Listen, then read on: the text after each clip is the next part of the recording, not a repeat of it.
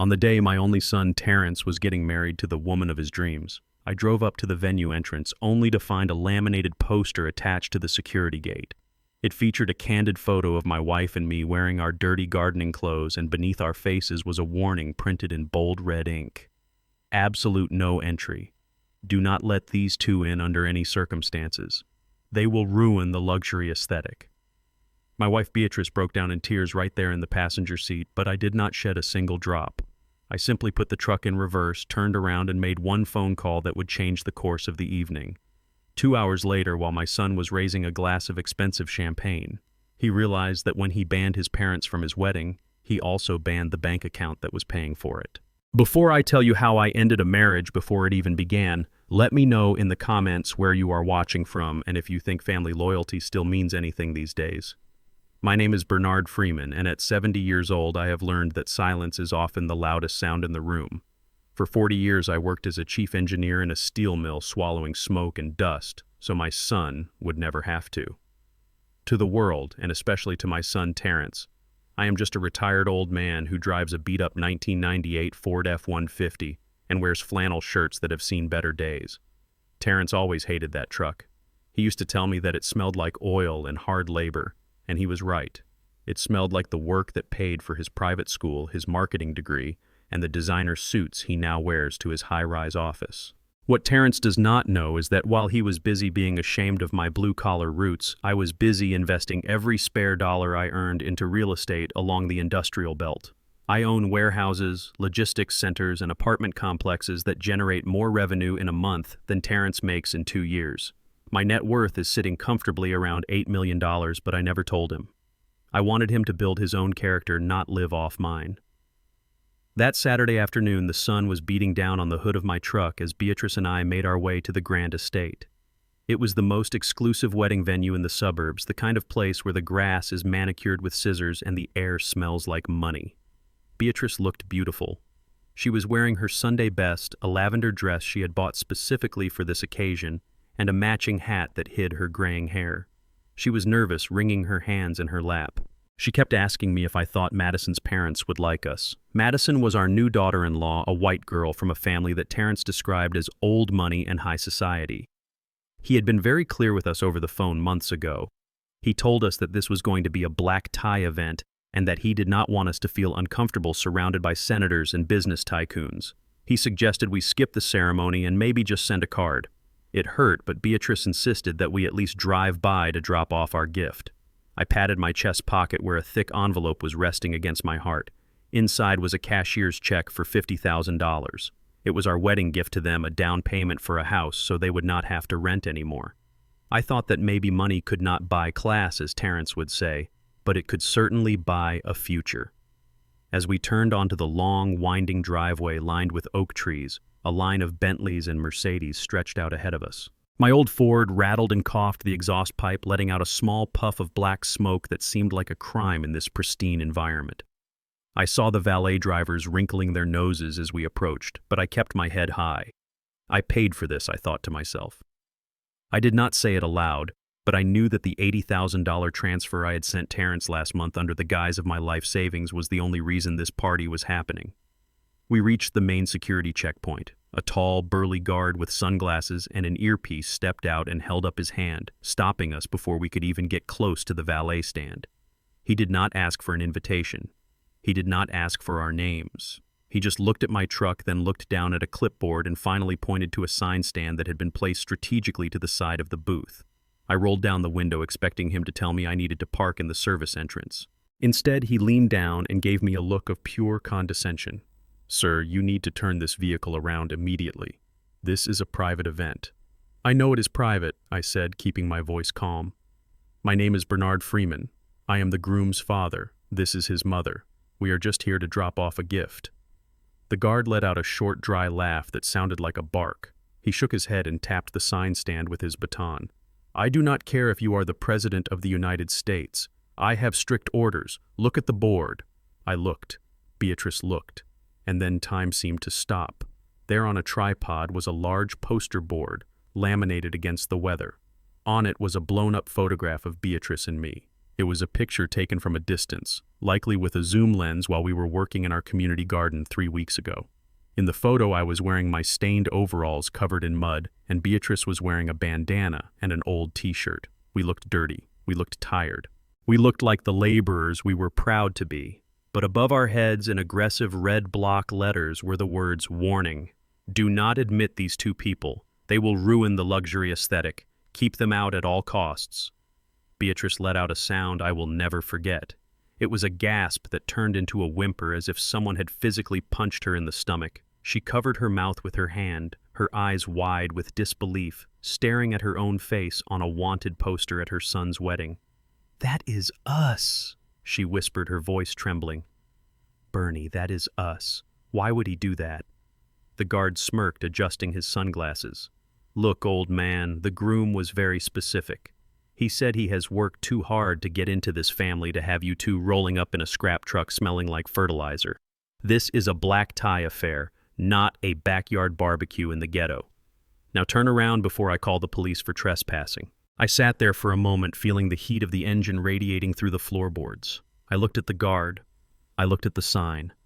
And then I looked at my wife, the woman who had packed Terrence's lunch every day for 18 years. The woman who had tutored him every night so he could get into a good college. She was shrinking into her seat, humiliated by the fruit of her own womb. I did not yell. I did not scream. I did not demand to see my son.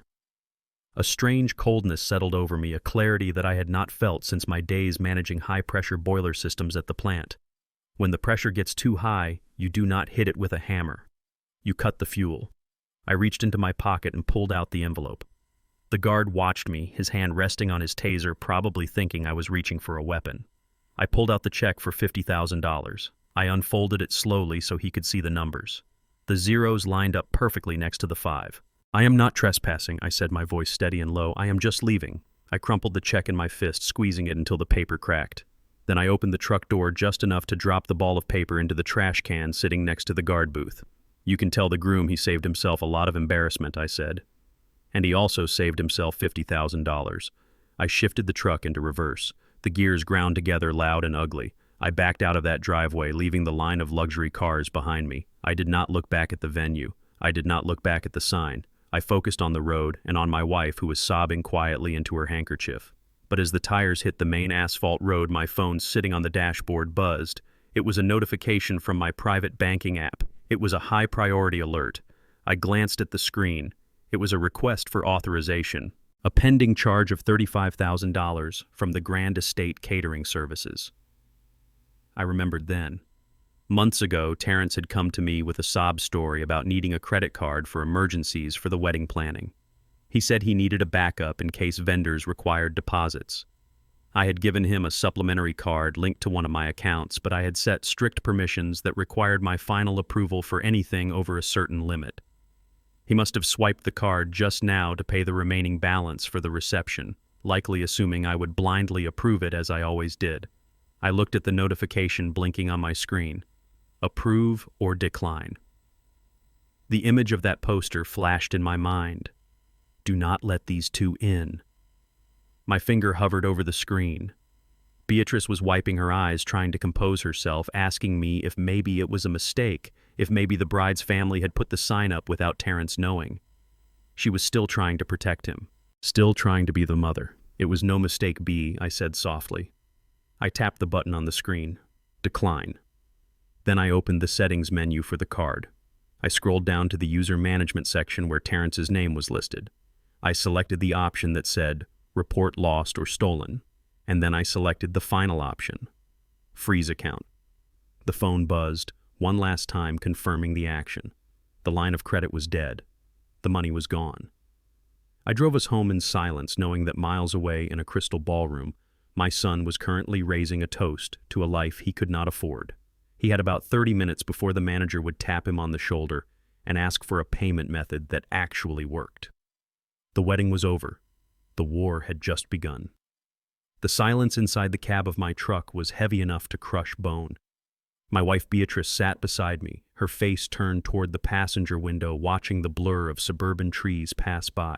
She was trying to hide her tears, but I could hear the sharp intake of her breath every few seconds, a sound that tore at my insides more than any insult could. The engine of the old Ford hummed its familiar rough tune, a vibration I usually found comforting, but today it just felt like the grinding of teeth. My mind replayed the conversation I had with Terrence 3 months ago. He had sat at our kitchen table, refusing to take off his sunglasses, tapping his foot nervously. "Mom." "Dad," he had said, "Madison and I have decided to keep the wedding very small. Just a few close friends, maybe a couple of co-workers. It is going to be a modern thing, very intimate. We do not want to put you through the stress of a big event." I remembered how Beatrice had looked at him, disappointment clouding her eyes, but she had nodded. She had said she understood. She said, as long as they were happy, that was all that mattered.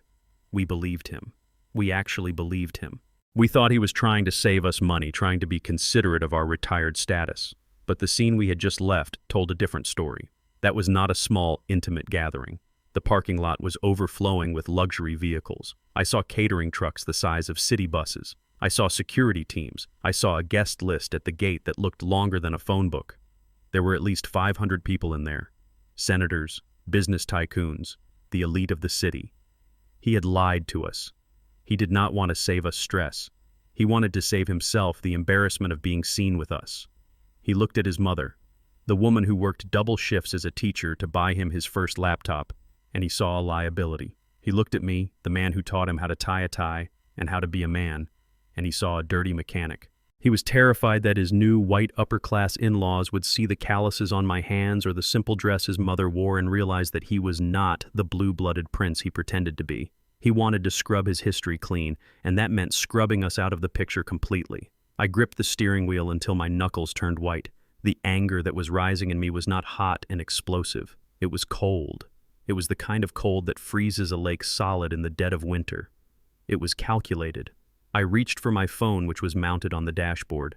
Beatrice looked over at me, her eyes red and swollen. "Bernie, what are you doing?" she asked, her voice cracking. "I am handling business, B," I replied. I scrolled through my contacts past the local hardware store and the family doctor until I found a number I had not called in over 6 months. It was listed simply as James Henderson. To the world, James Henderson is the Senior Director of Private Wealth Management at the city's largest bank. To me, he is the man who has managed my portfolio for 15 years. He is the only person outside of this truck who knows that Bernard Freeman is not just a retired steelworker, but a silent investor who owns half the industrial warehousing district on the south side. I pressed the call button and put it on speaker. The phone rang once, twice. Bernard James's voice came through clear and professional. "This is a surprise. I usually only hear from you when the market takes a dive or you are looking to buy another complex. Is everything all right?" "No, James, everything is not all right," I said, keeping my eyes on the road. "I need to make some immediate changes to my account status. I need you to verify my identity." There was a pause. I could hear the shift in James's tone. He knew I did not play games. "Go ahead, Bernard. Security code. Steelhead 1974, I said. "Access granted," James said. "What do you need?" "First," I said, "I need you to place a stop payment order on a cashier's check I withdrew yesterday. The check number is ending in 550. Amount is $50,000. "Done," James said, the sound of typing clicking in the background. "I have flagged it. If anyone tries to deposit that, it will be rejected immediately. Anything else?" "Yes," I said. "And this is the important part. The supplementary platinum credit card issued to Terrence Freeman, the one linked to my primary holding account. I have the file right here," James said. "I want you to cancel the transaction authorization for the Grand Estate Catering Services. It is currently in pending status for $35,000. "Decline it," Bernard James said, his voice hesitant for the first time. "If I decline a charge of that magnitude while it is pending, it is going to cause a significant scene at the point of sale. That is a wedding venue. Are you sure?" "I am absolutely sure," I said. And James, I continued, "I want you to freeze that card completely. Market is compromised. I want the credit limit reduced to 0 effective immediately." There was a silence on the line. James was a smart man. He knew this was not about financial security. This was personal. He did not ask why. He did not try to talk me out of it. He simply did his job. "I need a reason for the file," James said finally. "For the bank records." "Do I list it as lost or stolen?" "Listed as a fraud of trust," I said. I understand, James said softly. The authorization has been revoked. The card is frozen. Is there anything else I can do for you today, Bernard? No, James. Thank you. That will be all. I hung up the phone. Beatrice was staring at me, her mouth slightly open. She knew we had savings, but she had never heard me speak to anyone like that. She had never heard the authority in my voice when I spoke about millions. Bernie, she whispered. What did you just do? I cut the fuel line, B, I said, turning the truck onto our quiet street. I just cut the fuel line. At that very moment, 5 miles away, I knew exactly what was happening. I could picture it as clearly as if I were standing in that crystal ballroom myself. My son Terrence would be standing at the head table tapping a silver spoon against a crystal flute of vintage champagne. He would be wearing a tuxedo that cost more than my first car. He would be smiling, that charming smile of his, looking out at a sea of 500 faces, feeling like the king of the world. He would be looking at Madison, his beautiful bride, thinking that he had pulled it off. He had successfully erased his past. He had kept the embarrassing old parents away. He had secured his place in high society. He would raise his glass to propose a toast to the future, and then he would see the banquet manager. The manager would not be smiling. He would be walking briskly through the tables, holding a wireless credit card terminal and a printed receipt. He would step up to the head table, interrupting the toast. He would lean in close to Terrence's ear, but in a room that silent whispers carry. Mr. Freeman, the manager, would say, "We have a problem with the payment." Terrence would laugh it off. He would wave his hand dismissively. "Just run it again," he would say. "It is a platinum card. It has no limit." The manager would shake his head. "We did run it, sir. 3 times. It has been declined. The bank says the account is frozen." I could imagine the blood draining from Terrence's face. He would look at Madison's parents, who would be frowning. He would look at Madison, whose perfect smile would be starting to crack.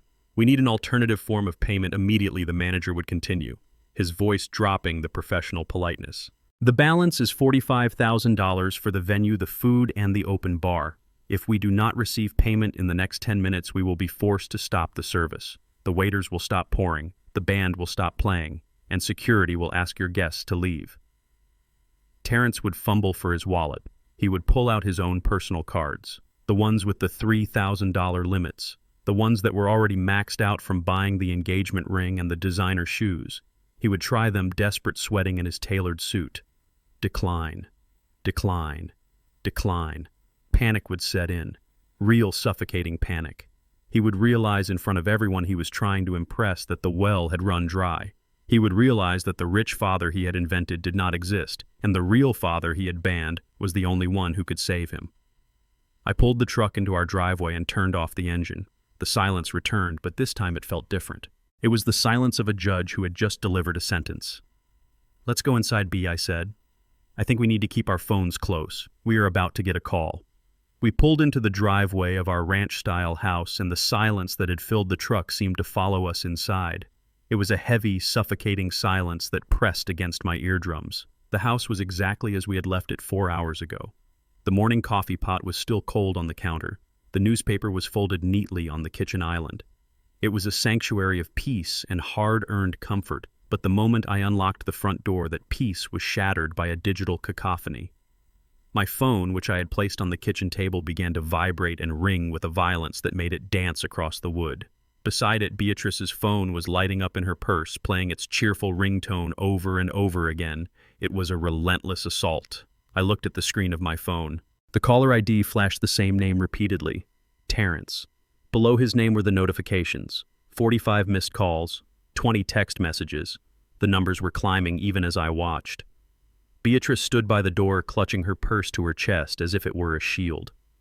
Her eyes were wide and red-rimmed, darting between the 2 phones. She looked terrified, not of the noise, but of the rage she knew was waiting on the other end of the line. She reached out a trembling hand toward her purse, but I stopped her. I gently took her phone and set it to silent, placing it face down on the counter. "Let him ring," I said. My voice sounded gravelly and old to my own ears. "He is not going to stop Bernie," she whispered, tears leaking from her eyes again. "He is panicking. He is our son. We have to answer."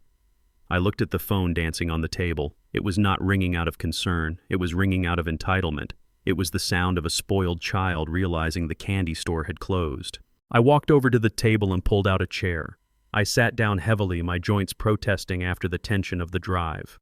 I watched the screen go dark for a split second before lighting up again. Call 46. I took a deep breath, the kind of breath you take before you open a furnace door to check the fire. I swiped the green button and pressed the speaker icon. I did not say hello. I did not ask how he was. I just let the connection open. The sound that came through the speaker was not a voice. It was a roar. "Are you insane, old man?" Terrence's voice was distorted by bad reception and pure, unadulterated fury, but it filled our kitchen. Beatrice flinched as if she had been slapped. "Did you cancel the card? Tell me you did not cancel the card right in the middle of the cocktail hour. Do you have any idea what you just did?" I remained silent. I wanted to hear him. I wanted to hear the man I raised. "Answer me, damn it," he screamed. "The manager is standing right here. He is threatening to shut down the bar. Everyone is looking at me. You are humiliating me. You humiliated yourself, Terrence," I said, my voice steady and cold. I saw the sign at the gate. "Do not let these two in." That is what it said. There was a pause on the line, a brief second, where the background noise of the wedding filtered through. I could hear the clinking of glasses and the murmur of confused guests. "So that is it," Terrence hissed, his tone shifting from panic to a venomous sneer. "You are being petty. You saw the sign and you got your feelings hurt, so now you are going to ruin the most important day of my life. You are a senile old fool." Beatrice let out a sob, covering her mouth with her hands. "We were bringing you a gift, son," she cried out. "We just wanted to wish you happiness." "Oh, stop it," Mom Terrence snapped. "Do not play the victim. You know exactly why I did it. Look at you. You would have shown up in that rusted piece of junk truck wearing your church clothes looking like you just crawled out of a basement. You do not fit in here. These are important people. Madison's family comes from money, real money, not whatever scraps you managed to save up. I was protecting you from embarrassing yourselves, and you repay me by cutting me off. I listened to him rewrite history in real time. He was twisting the knife, turning his cruelty into a virtue. He was trying to make us feel guilty for his shame. It was a masterclass in manipulation. You are protecting us, I repeated dryly, by putting our faces on a wanted poster like criminals. It was necessary, he shouted. You just do not get it. You never have. You are small people living small lives. I am trying to build something bigger here. I am trying to elevate the family name. But you are like anchors dragging me down. I did what I had to do to maintain the image. But that does not mean you get to steal my money. Your money, I asked. Yes, my money, he yelled. You promised to pay for this. That makes it mine. You cannot just give a gift and then snatch it back because you are throwing a tantrum. That is theft. You are stealing from me. You are stealing from Madison. The logic was so twisted, it was almost impressive. He genuinely believed that my labor, my savings, and my generosity were his birthright regardless of how he treated the source. He wanted the fruit, but he wanted to chop down the tree because it blocked his view. I want you to listen to me very carefully, Terrence, I said, leaning into the phone. The money is not yours. It never was. It was a gift based on the condition that we were family. You decided today that we are not family. You decided we are not good enough to breathe the same air as your guests. If we are not good enough to enter the building, we are certainly not good enough to pay for it. You are being ridiculous, he spat. Just turn the card back on, transfer the funds. Do it now and maybe I can salvage this. If you do it right now, I won't tell Madison's father that you are a vindictive old man who lost his mind. I will cover for you. He was bargaining now, but even his bargaining was a threat. He still thought he had the upper hand. He still thought he was the prize. No, I said. The word hung in the air, simple and absolute. What did you say, he asked, his voice dropping an octave. I said no. The bank is closed, Terrence. Permanently. Figure it out yourself. Ask your rich in-laws. Ask the important people, but do not ask me. There was a silence on the line that felt different than before. It was the silence of a predator realizing the cage door is locked. I could hear his heavy breathing. I could hear the desperation clawing at his throat. He knew he was cornered. He knew the bill was due, and his pockets were empty. And then he played his final card, the card he had been saving. The card all children think gives them absolute power over their parents. Fine, he said, his voice icy and low. Fine. You want to play hardball. Let us play. He took a breath, and I could almost see him sneering. Madison is pregnant. Beatrice gasped. Her head snapped up, her eyes wide with a sudden, desperate hope. A grandchild. It was the one thing she had prayed for every night for 5 years. She is 2 months along. Terrence continued, letting the words sink in. We were going to announce it tonight during the speeches. We were going to name the baby after you, Dad. Bernard, if it was a boy. I looked at Beatrice. She was trembling. Her hands were reaching out toward the phone as if she could touch the baby through the speaker. Her face was a mixture of joy and agony. But now Terrence said, his voice sharpening into a blade, "Listen to me, old man. If that money is not in my account in the next 5 minutes, if I have to face 1 second of humiliation out there because of you, you will never see this child. Do you hear me? You will never hold it. You will never know its name. You will die without ever meeting your grandchild." Beatrice let out a wail that tore through the kitchen. "No, Terrence, please, no. Do not say that. We will pay. Bernie, pay him. It is the baby." She grabbed my arm, her fingers digging into my skin. She was pleading with me, begging me to surrender, to give in to the blackmail, to buy our way back into his heart. I looked at my wife. I saw the woman who had nursed him through fevers, who had sat in the stands at every baseball game, who had loved him with a ferocity that defied logic. And I saw her breaking. He was breaking her on purpose. He was using an innocent, unborn life as a weapon to extort money from the people who gave him life. I looked at the phone. I imagined the man on the other end. He was not my son. My son was a boy who used to cry when he found an injured bird. This man was a stranger, a monster who would sell his own child's affection for a catering bill. If I paid him now, it would never end. He would use that child as a hostage for the rest of my life. He would demand houses, cars, vacations, all in exchange for a visit. He would teach that child to see us as ATMs just like he did. The warmth in my chest, the little flame of hope that I had carried for him for 32 years, flickered and went out. It turned into ash. I reached out and took Beatrice's hand. I squeezed it tight, anchoring her. She looked at me, expecting me to cave, expecting me to save the family. I leaned over the phone. My voice was calm. It was the calm of a judge delivering a death sentence. "You are right, Terrence," I said. What he asked, confused. "You are right," I repeated. "I will not see the child." "What?" "If this is the kind of man you are," I said, "if this is the kind of father you are going to be, then that child is better off not knowing us. I will not be blackmailed by my own blood." "Wait, Dad," he stammered. The arrogance suddenly gone, replaced by shock. "You made your choice," I said. "Now live with it. Dad, wait. Do not hang." I pressed the red button. The call ended. The kitchen was silent again. Beatrice stared at me, her face pale, her mouth open in a silent scream of disbelief. I stood up and walked over to the sink, gripping the edge of the counter to keep my hands from shaking. I had just cut off my own limb to save the body. I had just orphaned myself. But as I looked out the window at the setting sun, I knew I had done the only thing a father could do. I had stopped enabling the monster I had created. The house was quiet, but it was not peaceful. Upstairs, I could hear the floorboards creak every few minutes, telling me that Beatrice was pacing the bedroom, unable to sleep. Her heart was breaking in real time, splintering under the weight of a son who had chosen strangers over his own blood. I sat in the kitchen for a long time, watching the digital clock on the microwave tick away the minutes. My own heart had stopped breaking hours ago. Now it was hardening, turning into the cold steel I had worked with for 40 years. I was not sad anymore. I was suspicious. Something about the way Madison's father had looked at me in the brief moments I had met him months ago did not sit right.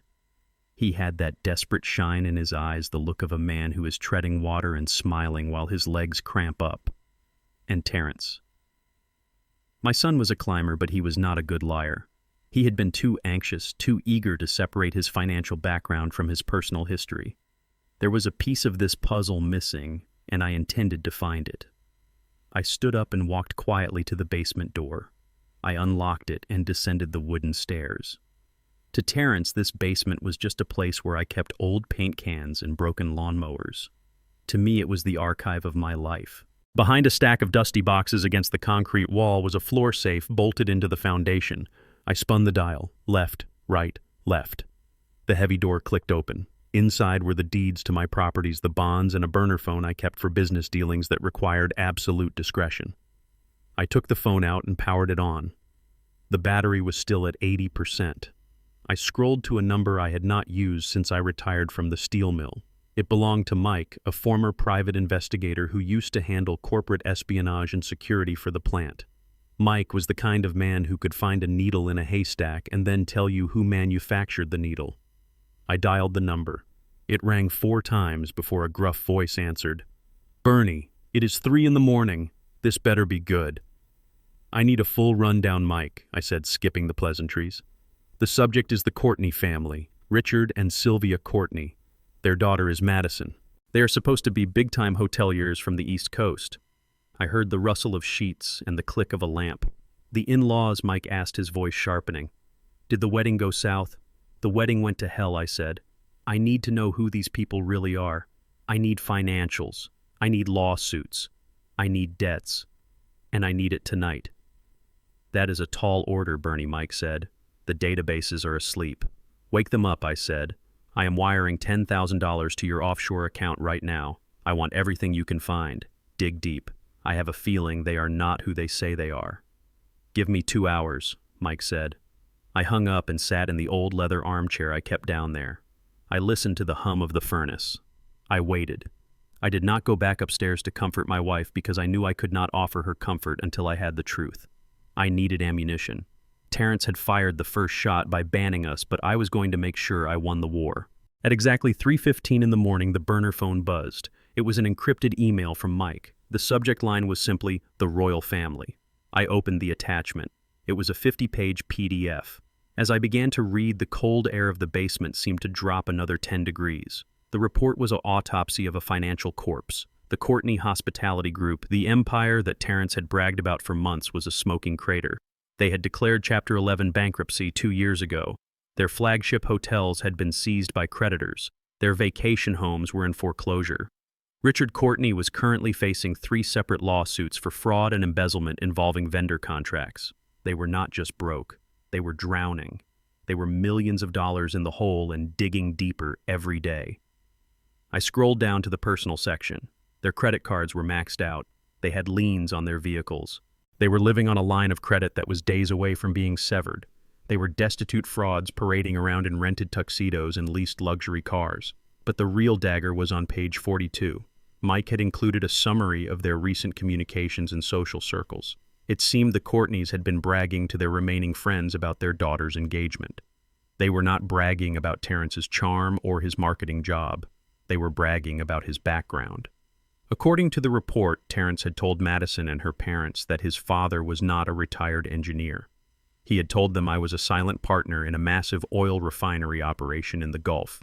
He told them I was eccentric, that I liked to dress poor and drive old trucks to stay humble, but that I was sitting on a fortune of over $50 million. I sat back in the chair staring at the glowing screen. The pieces slammed into place with the force of a sledgehammer. Terrence was a liar. He had invented a fantasy father to impress a woman who was inventing a fantasy life. He had sold them a lie about generational wealth, and they had bought it because they were desperate for a bailout. The Courtneys did not hate me because I was black or because I was working class. They hated me because they were terrified I would show up and ruin the illusion Terrence had built. They needed to believe the lie. They needed Terrence to be their golden goose. They pushed for the wedding, they pushed for the luxury, they pushed to keep me away, not just out of snobbery, but out of survival instinct. They were predators looking for a fresh kill to feed their debts, and my son had walked right into their jaws wearing a suit I paid for. I read the report again, looking for any redeeming quality, any sign that Madison actually loved him. There was none. There were text logs retrieved from a cloud leak Mike had accessed. Madison complaining to her mother about Terrence's cheap taste. Madison asking her father how long they had to wait after the wedding before they could ask Terrence for a loan to cover the legal fees. They were going to bleed him dry, and since Terrence did not actually have the $50 million he claimed I had, they were going to bleed me dry through him. The monthly allowance I sent him, the house down payment, the wedding costs. It was all going into a black hole of Courtney debt. I put the phone down on the table. My hands were steady, but my stomach was churning. My son was a traitor. He had denied his own parents, erased his history, and treated us like garbage to gain entry into a club that was already burning to the ground. He was ashamed of the honest money I earned with my sweat so he could pretend to have dishonest money he never earned. But he was also a victim. He was the mark in a long con. He thought he was marrying a princess, but he was marrying a parasite. He thought he was climbing the social ladder, but he was stepping onto a trap door. I looked up at the ceiling toward the kitchen where he had sat and demanded money just hours ago. I thought about the grandson he threatened to keep from me. That child would be born into a house of cards. A surge of protective instinct flared up in my chest, the urge to rush out and save him, to show him the file, to scream the truth. But then I remembered the sign.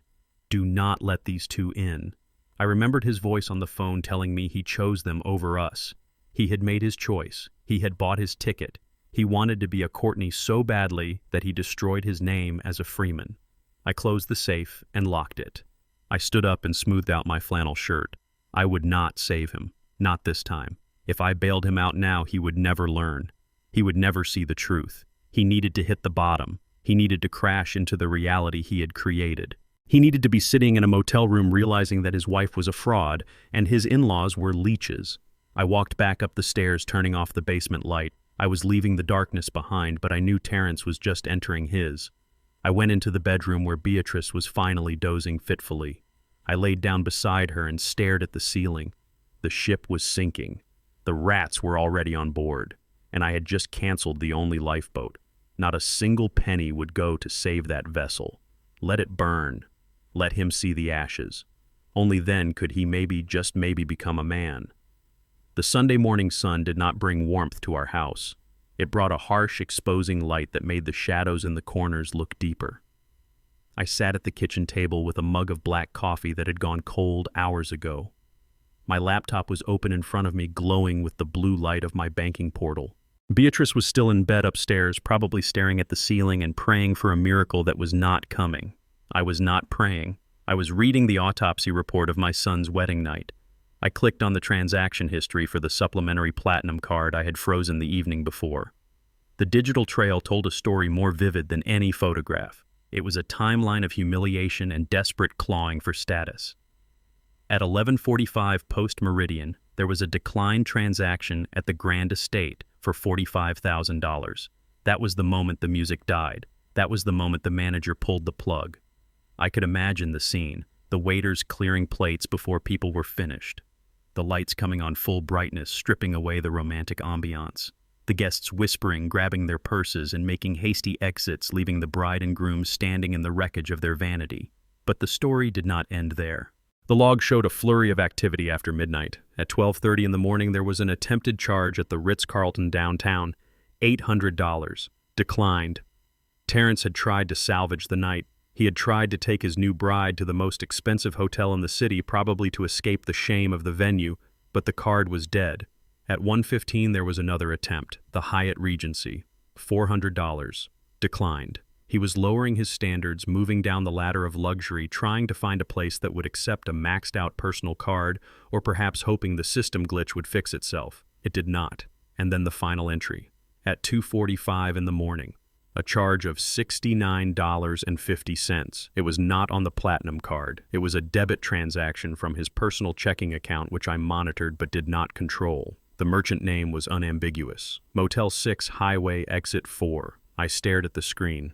My son, the man who refused to let his parents into his wedding because we looked too working class, spent his wedding night in a roadside motel next to a truck stop. He had gone from champagne dreams to vending machine realities in less than 6 hours.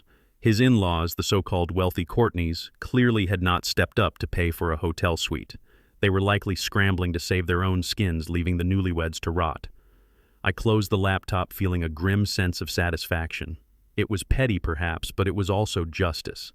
He wanted to live a life of illusion, and now he was sleeping on polyester sheets in a room that smelled of stale cigarettes. He had banned the people who loved him, and now he was surrounded by strangers who did not care if he lived or died.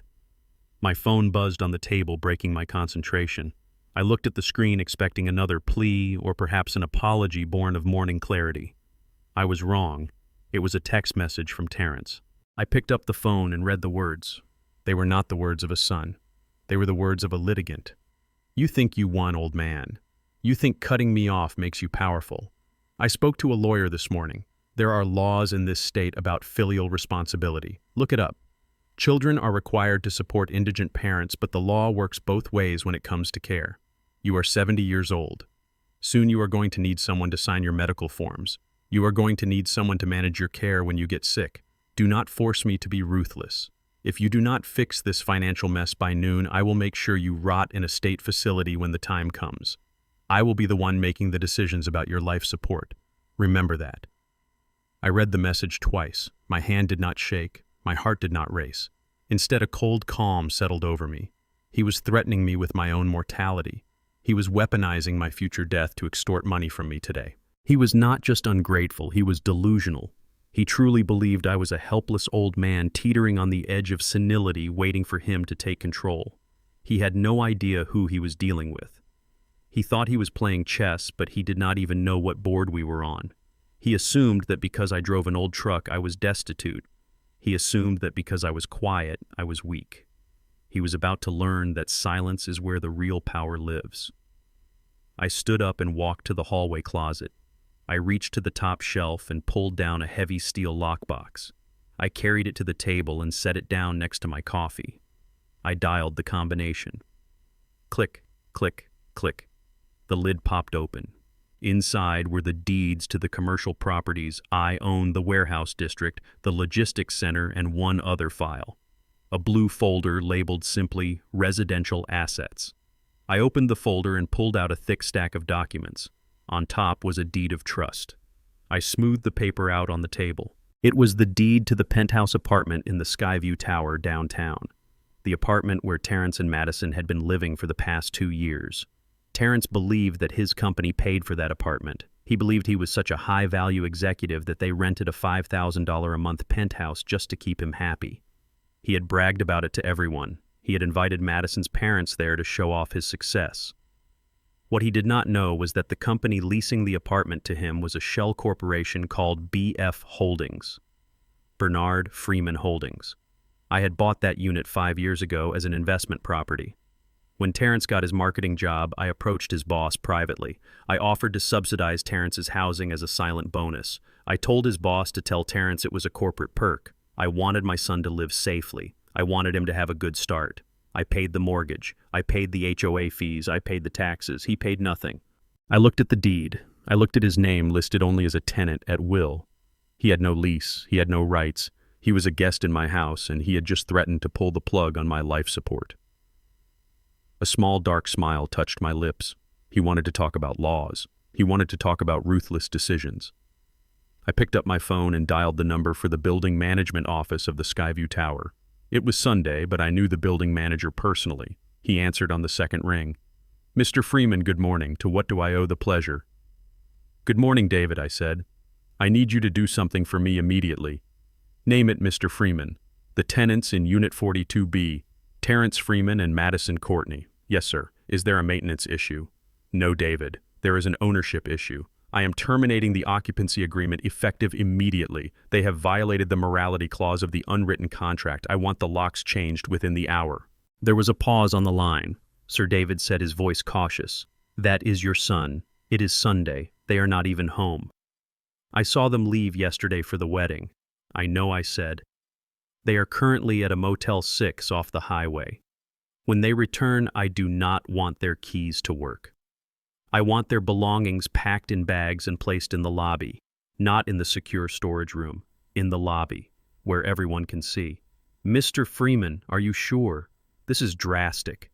"They threatened my wife, David," I said, my voice dropping to a whisper. "They dishonored my family. I want them out. If they cause a scene, call the police. Tell them the owner has revoked their access." "Understood, sir. I will send the maintenance team up now." "Thank you, David." I hung up the phone. I looked at the text message from Terrence one last time. He thought he could scare me with the future. He thought he could hold my old age hostage. He forgot that I controlled his present. I looked at the deed on the table. It was just a piece of paper, but in that moment it was a sword. I had shielded him from the harshness of the world for 32 years. I had built a roof over his head that he did not even know I paid for. I had let him play the big shot executive while I paid the bills from the shadows. That ended today. He wanted to be a big man. He wanted to be a Courtney. He wanted to be superior. Fine. He could be all of those things from the sidewalk. I closed the file and put it back in the lockbox. I snapped the lid shut. The sound was loud in the quiet kitchen. It sounded like a gavel coming down. I stood up and went to the sink to pour out my cold coffee. I rinsed the mug and set it in the drying rack. Then I went to the refrigerator and took out the ingredients to make breakfast for Beatrice. She would need her strength. The war was far from over, but we had just won the first major battle. We had reclaimed our territory. And when Terrence and his bride tried to go home to their ivory tower, they were going to find out that the landlord was the very man they had tried to erase. Monday morning arrived with the sound of gravel crunching under expensive tires. I was sitting in my usual spot by the front window sipping tea and watching the street. A sleek black BMW sedan pulled into my driveway parking right next to my battered Ford truck.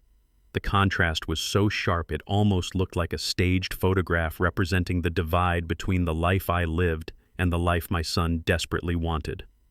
A young white man stepped out of the car. He looked to be in his late 20s, perhaps early 30s. He was wearing a navy blue suit that was tailored a little too tight, and his shoes were polished to a mirror shine. He stepped carefully, avoiding a small oil stain on the concrete, and looked up at my house with an expression that sat somewhere between pity and disgust. He checked his watch, adjusted his tie, and marched toward the front door with the stride of a man who believes he owns the ground he walks on. Beatrice was in the kitchen washing dishes. Her hands were shaking again. She had spent the night crying over the loss of her son and the unborn grandchild she would never know. I walked over to her and placed a hand on her shoulder. "Go upstairs, Bea," I said softly. "I will handle this." She looked at me with fear in her eyes. "Who is it, Bernie? Is it the police?"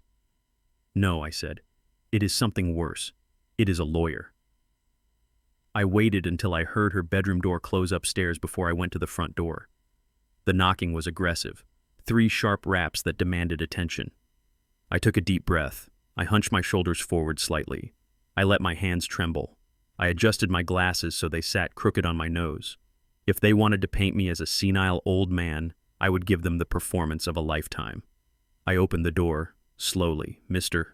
Bernard Freeman," this young man asked. He did not offer a hand to shake. He held a leather briefcase in front of him like a weapon. "Yes, that is me," I said, my voice pitching up a little higher than normal. "Can I help you, son? My name is Mr. Harrington. I am the legal representative for your son, Terrence Freeman, and his wife, Madison. We need to talk, now." I stepped back and gestured for him to enter. He walked into my living room, and his eyes immediately scanned the space. He saw the old floral sofa, the CRT television I kept for nostalgia, and the faded carpet. He smirked. It was a small, barely perceptible twitch of his lips, but I saw it. He had already assessed my net worth based on my furniture, and he had calculated that I was an easy target. "Please sit down," I said, pointing to the armchair. "Can I get you some water, or maybe a cookie? Beatrice just made them." "No, thank you," Harrington said, sitting on the edge of the chair as if he were afraid of catching a disease. "Let us skip the pleasantries. I am here to discuss the significant financial and emotional damages you inflicted upon my clients this past weekend." He placed his briefcase on his lap and snapped the latches open. He pulled out a thick document stapled at the top. "Your actions on Saturday were not only malicious, but they constitute a breach of verbal contract and intentional infliction of emotional distress." He began, his voice taking on that rehearsed cadence lawyers use when they want to intimidate someone. "You verbally committed to funding a wedding. My clients relied on that promise. They entered into contracts based on that promise. When you capriciously revoked those funds in the middle of the event, you caused them public humiliation, loss of reputation, and severe psychological trauma." I blinked rapidly, feigning confusion. "But sir," I said, "they put a sign up. They said I could not come in. I just went home." "That is irrelevant," Harrington snapped. "Your attendance was not a condition of the funding. The money was a gift. Once a gift is promised and relied upon, it becomes a binding obligation under certain interpretations of the law. You stranded them. You exposed them to ridicule. Madison has been under a doctor's care for severe anxiety since Saturday night." He slid the document across the coffee table toward me. "This is a demand letter, Mr. Freeman. We are seeking immediate restitution for the wedding costs totaling $53,000 plus an additional $47,000 in punitive damages for pain and suffering. That is a total of $100,000. If you agree to pay this sum within 48 hours, we will not file a civil lawsuit." $100,000, I whispered, clutching my chest. I do not have that kind of money. I am just a retired worker. Look at this place. Harrington leaned forward, his eyes narrowing. He smelled blood. We know you have assets, Mr. Freeman. We know you own this house free and clear. We know you have a pension. And quite frankly, we suspect you have been hiding money from your son for years. But that brings me to the second matter. He pulled out another document. This one was thinner but far more dangerous. Terrence is very concerned about your mental state. His voice dripped with false sympathy. He told me about your erratic behavior lately. The hoarding, the paranoia, the sudden outbursts of anger, forgetting promises you made. These are classic signs of early onset dementia. I stared at him, my mouth slightly open. They were playing the card I had anticipated. They were trying to question my sanity to invalidate my decisions. I am not crazy, I stammered. I just forget my keys sometimes. It is more than keys, Mr. Freeman, Harrington said. You forgot you promised to pay for a wedding. You forgot that you are a father. Terrence believes you are no longer capable of managing your own affairs. He is filing a petition for emergency guardianship. He wants to protect you. He wants to make sure your remaining assets are not squandered or lost due to your cognitive decline. I looked down at my hands, letting them shake violently. He wants to take my rights away, I asked, my voice trembling. He wants to be your conservator, Harrington corrected. He would manage your accounts, your property, and your health care. He would make sure you are placed in a facility that can give you the care you obviously need. This house is too much for you. The maintenance alone is a hazard. I saw the trap clearly now. It was a pincer movement. Either I paid them the $100,000 voluntarily, or they would have me declared incompetent, seize control of my finances, sell my house, and take the money anyway while locking me away in a nursing home. It was ruthless. It was evil. And it was exactly what I expected from a desperate man and his shark lawyer. But why, I asked, looking up at Harrington with tears in my eyes, why does he need the money so bad? I thought he had a good job. I thought Madison was rich. Harrington sighed. He looked at his watch. He was getting impatient with the senile old man act. He decided to apply the pressure. Look, Mr. Freeman, let us be real. Your son is in a bind, a serious bind. He has creditors breathing down his neck. And not just the credit card companies. He borrowed money to pay for the deposits. High-interest money. He leaned in closer, dropping his voice to a conspiratorial whisper. He borrowed $50,000 from a private lender 3 months ago. He needed it to secure the venue and the vendors because you were taking too long to release the funds. He signed a promissory note. It is due next week. If he does not pay, he is in physical danger. Do you understand? I nodded, slowly absorbing this new piece of information. Terrence had gone to a loan shark. That explained the desperation. That explained the panic. But how did he get a loan like that? I asked innocently. He does not own anything. Collateral. You need collateral for big loans, right? Harrington rolled his eyes. He was getting sloppy. He thought he had already won, so he stopped filtering his words. He used the equity in this house, Mr. Freeman. The room went still. The ticking of the grandfather clock in the hall seemed to stop. This house, I asked. But this house belongs to me and Beatrice. His name is not on the deed. Harrington shrugged, a smirk playing on his lips. He had a power of attorney document. He said you signed it a year ago when you had that scare with your heart. He used that to secure the loan against this property. Now I have seen the document. It looks valid to me. But if you are claiming you do not remember signing it, well, that just supports our argument for dementia, does it not? You signed away your house and forgot about it. There it was, the smoking gun, the confession. My son had forged my signature. He had created a fraudulent power of attorney document. He had mortgaged the home I had built with my own hands to pay for a party I was not allowed to attend. And this lawyer, this officer of the court, was sitting in my living room admitting that he knew about it and using it as leverage to extort me. He thought I was trapped. He thought that if I denied signing it, I proved I was crazy. And if I admitted signing it, I lost the house. I looked at Harrington. I looked at his cheap shoes. I looked at his arrogant face. And I decided the show was over. I stopped shaking. I sat up straight in my chair, my shoulders squared. The confused look vanished from my eyes, replaced by the hard stare of a man who used to stare down blast furnaces. I reached forward to the coffee table. There was a plate of oatmeal cookies sitting there. I lifted the plate. Underneath it was a small black digital voice recorder. The red light was steady and unblinking. It had been recording since the moment he walked in. I picked up the recorder and pressed the stop button. The click was loud in the quiet room. Harrington stared at the device. His smirk faltered. "What is that?" "That is evidence, Mr. Harrington," I said. My voice was deep and steady. "That is a confession to conspiracy to commit fraud, elder abuse, and knowledge of a forged legal document." Harrington's face went pale. He stood up abruptly, knocking his knee against the coffee table. "You cannot record me. That is illegal. I did not consent to that." "This is a one-party consent state, son," I said, standing up. "I checked the statutes before you arrived, and even if it were not, you just admitted to a felony in my living room. Attorney-client privilege does not cover you when you are actively participating in a crime against a third party." I walked toward him. He took a step back, his arrogance evaporating like steam. "You said Terrence signed a loan against my house," I said, advancing on him. "You said you saw the document. You knew it was forged because I never signed a power of attorney in my life. And instead of reporting it, you came here to blackmail me. You came here to threaten a senior citizen with a nursing home if he did not pay off an illegal loan." "Mr. Freeman." "Wait," Harrington stammered, raising his hands.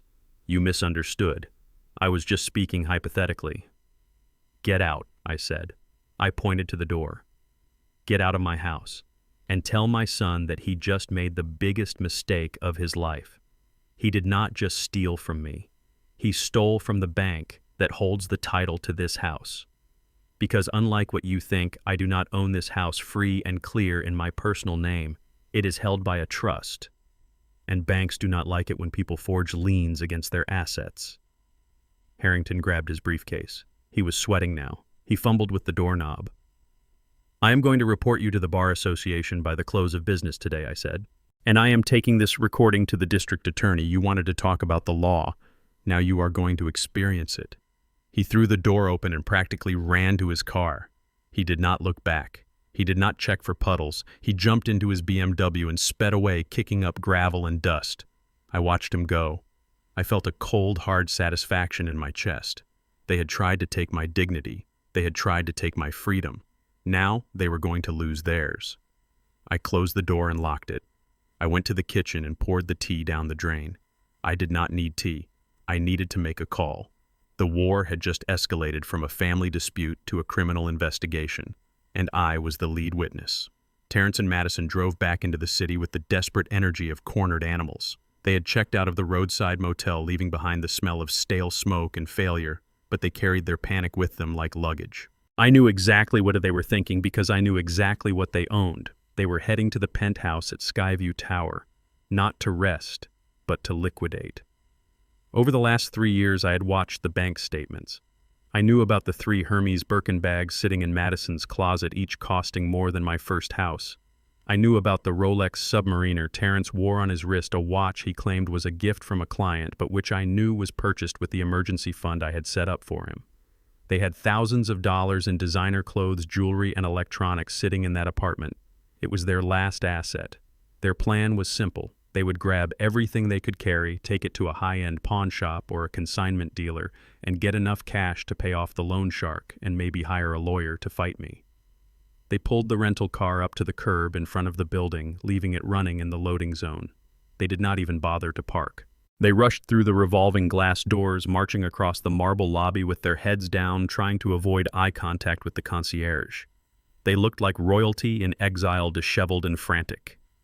They reached the private elevator bank that serviced the penthouse levels.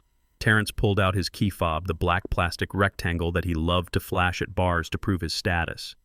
He slapped it against the sensor pad, waiting for the satisfying beep and the green light that meant he was home. Instead, the sensor flashed a harsh, unforgiving red. Terrence frowned. He wiped the fob on his pants and tried again. Red light. He tried a third time, jamming it against the plastic. Red light. Madison let out a groan of frustration. "What are you doing, Terrence? We do not have time for this. Just use the keypad code." Terrence punched in the 6-digit code, 199200, his birth year and mine. The irony was not lost on me even from a distance. "Access denied" flashed across the small digital screen. He tried again. "Access denied." "This is ridiculous," Terrence muttered, his voice rising. "The system must be down."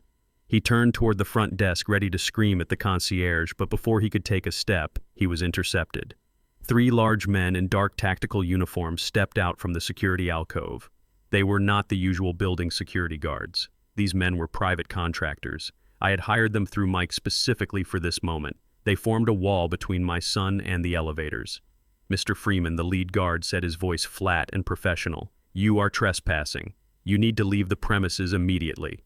Terrence laughed, a high-pitched, nervous sound. "Trespassing? I live here. I am the tenant in Penthouse B. My key is not working and I want it fixed right now. Do you know who I am?" "We know exactly who you are, sir," the guard replied. "And we know that your occupancy agreement was terminated at 9 o'clock this morning." "Terminated," Terrence shouted, causing heads to turn in the lobby. "You cannot terminate a lease on a Sunday. That is illegal. I have rights. I want to speak to the landlord. Call the management company right now." The guard reached into his jacket pocket. He did not pull out a phone. He pulled out a single sheet of paper folded once. He handed it to Terrence. "This is your official notice of eviction," the guard said. Terrence snatched the paper and unfolded it. Madison leaned over his shoulder, reading frantically. "Pursuant to the morality clause within the occupancy agreement regarding Unit 42B, the landlord hereby exercises the right to immediate termination. The tenants have engaged in conduct deemed detrimental to the family values and integrity of the property owner. All access rights are revoked effective immediately." "Morality clause," Terrence sputtered, his face turning red. "What kind of joke is this? There is no morality clause in my lease. I demand to go up to my apartment. My things are up there. My life is up there." "Your things are not up there, sir," the guard said, crossing his arms. "The unit has already been cleared." "Cleared," Madison shrieked. "You touched my things. That is theft. I am calling the police." "Please do," the guard said calmly. "We have the work order signed by the owner. Everything was packed under supervision." "Where is it?" Terrence demanded, stepping forward aggressively. "Where is my stuff?" The guard pointed toward the large glass windows at the front of the lobby looking out onto the side street. "Your belongings have been placed in the designated waste management zone." Terrence and Madison ran to the window. There, on the sidewalk, piled haphazardly in clear industrial trash bags, was their entire life. I could see the orange leather of a Hermes bag pressed against the plastic. I saw the sleeve of a tuxedo. I saw their wedding gifts thrown into a heap like common garbage. They spun around, ready to attack the guards, but the men did not flinch. "You have 30 minutes to collect your property," the guard said, checking his watch. "The city sanitation truck is scheduled for a pickup at noon." Terrence pulled out his phone. His hands were shaking so badly he almost dropped it. He dialed the number for BF Holdings, the mysterious shell company he had sent his rent checks to for 2 years. He put the phone to his ear, his face twisted in a mask of pure rage. I watched my own phone light up on the kitchen table. The caller ID said Terrence. I picked it up. I did not say hello. "Who is this?" Terrence screamed into the phone. "I am going to sue you. I am going to burn your company to the ground. You cannot throw my wife's things on the street." "Do you know who my father is? He is a powerful man." I let out a low, dry chuckle. "I know exactly who your father is, Terrence," I said into the receiver. Terrence stopped breathing. The silence on the line was absolute. He pulled the phone away from his ear, staring at it as if it had turned into a snake. Then he put it back, slowly. "Dad." "Hello, son," I said. "Or should I say tenant?" "No," Terrence whispered. "No, that is impossible. You are calling me from the management office. You must be there." "I am in my kitchen, Terrence," I said, drinking coffee and watching the clock. "You have 28 minutes before the garbage truck arrives." "But BF Holdings," Terrence stammered. "That is a corporation. They own the building." "BF stands for Bernard Freeman," I said. "I bought that apartment 5 years ago. I set up the company to give you a place to live. I paid the mortgage. I paid the taxes. I paid the insurance. I let you play the big shot executive while I paid your rent." "You own the penthouse," Madison screamed from the background, her voice piercing through the phone. Her world was collapsing. The father-in-law she had mocked, the man she had called a dirty laborer, was the owner of the ivory tower she lived in. "I own the building, Madison," I said, my voice cold and hard. "I own the roof over your head, and I just decided that I do not want tenants who ban me from their weddings." "Dad, please." Terrence begged, the fight draining out of him. "Our passports are in those bags. My laptop. The jewelry." "Then you better start digging," I said. Because the truck driver is always on time. I hung up the phone. I did not need to see them to know what was happening. I knew they were running out the door, scrambling onto the sidewalk, tearing open trash bags in a panic, trying to salvage their status from the gutter, while the neighbors watched from their balconies. They wanted a spectacle. They got one. It was Tuesday evening when the desperation finally drove them to my doorstep. The rain had been falling steadily since noon, turning the dust in my driveway into a slick gray mud. I was sitting in the living room with the lights off, watching the security monitors I had installed the day after the wedding. Beatrice was in the kitchen pretending to read a Bible, but I knew she was just staring at the pages, waiting for the phone to ring or for a car to pull up. She still had hope. Mothers always do. They keep a small secret room in their hearts where their children are always innocent, no matter how much blood is on their hands. A pair of headlights cut through the darkness, sweeping across the front window. It was not a luxury car this time. It was a beige economy sedan, a rental with a dent in the rear bumper. It looked like the kind of car Terrence would have sneered at a week ago. Now it was his lifeline. I watched the screen as the car doors opened. Terrence stepped out first. He was wearing jeans and a hooded sweatshirt, looking nothing like the corporate executive he pretended to be. He looked tired. His shoulders were slumped and his movements were jerky. Madison climbed out of the passenger side. She was not wearing designer heels. She was wearing sneakers and a simple dress, and she had pulled her hair back into a messy bun. It was a costume. I knew it immediately. They had dressed down to look humble, to look broken, to look like children coming home after a hard lesson. They walked up the path to the porch, avoiding the puddles. They did not know that the camera above the door was a 4K resolution lens with high dynamic range audio. I could hear them breathing. I could see the raindrops on their eyelashes. Beatrice heard the car. She came rushing into the living room, her eyes wide. "Is it them, Bernie?" she asked, her voice trembling. I nodded. I pointed to the screen. "Do not open the door, B," I said. "We watch from here. We listen first." The doorbell rang. It echoed through the silent house like a gunshot. Beatrice flinched, but she moved toward the door. I caught her wrist gently but firmly. "No," I said. "We use the intercom." I pressed the button on the wall panel. The speaker on the porch crackled to life. "State your business," I said, my voice rough. Dad Terrence's voice came through the speakers, sounding wet and thick. "Dad, please open the door. We have nowhere to go. It is raining. We are freezing. Go to a hotel," I said. "We cannot." Terrence sobbed. His acting was getting better, or maybe the reality of sleeping in a car was finally hitting him. "Our cards are blocked. We have no cash. The hotel kicked us out. Please, Dad, just let us in. We need to talk. We need to apologize properly." I looked at Beatrice. She was crying silently, tears streaming down her face. She looked at the monitor, at her son shivering on the porch. "Bernie, please," she whispered. "It is raining. Let them in. Just to talk." I hesitated. I wanted to leave them out there. I wanted them to wash away in the storm, but I also needed to see this play out. I needed to see how far they would go. I pressed the button again. "I am not unlocking the door," I said. "You can talk from there. If you have something to say it to the camera." Madison stepped forward, then pushing Terrence slightly aside, she looked directly up at the lens. Her face was streaked with rain and what looked like tears. She clasped her hands together in front of her chest in a gesture of prayer. "Mr. Freeman, Mrs. Freeman." She began, her voice shaking perfectly. "I am so sorry. I am so incredibly sorry. I know I messed up. I know I was disrespectful." She took a ragged breath, wiping her eyes. "It was a cultural misunderstanding," she said. "I did not understand how things work in your family. I grew up differently.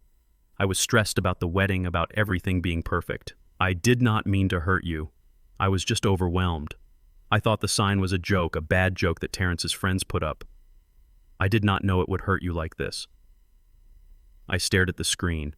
A cultural misunderstanding. That was the code word for racism wrapped in politeness. She was blaming her upbringing, her stress, anything but her own malice. She was calling my dignity a joke.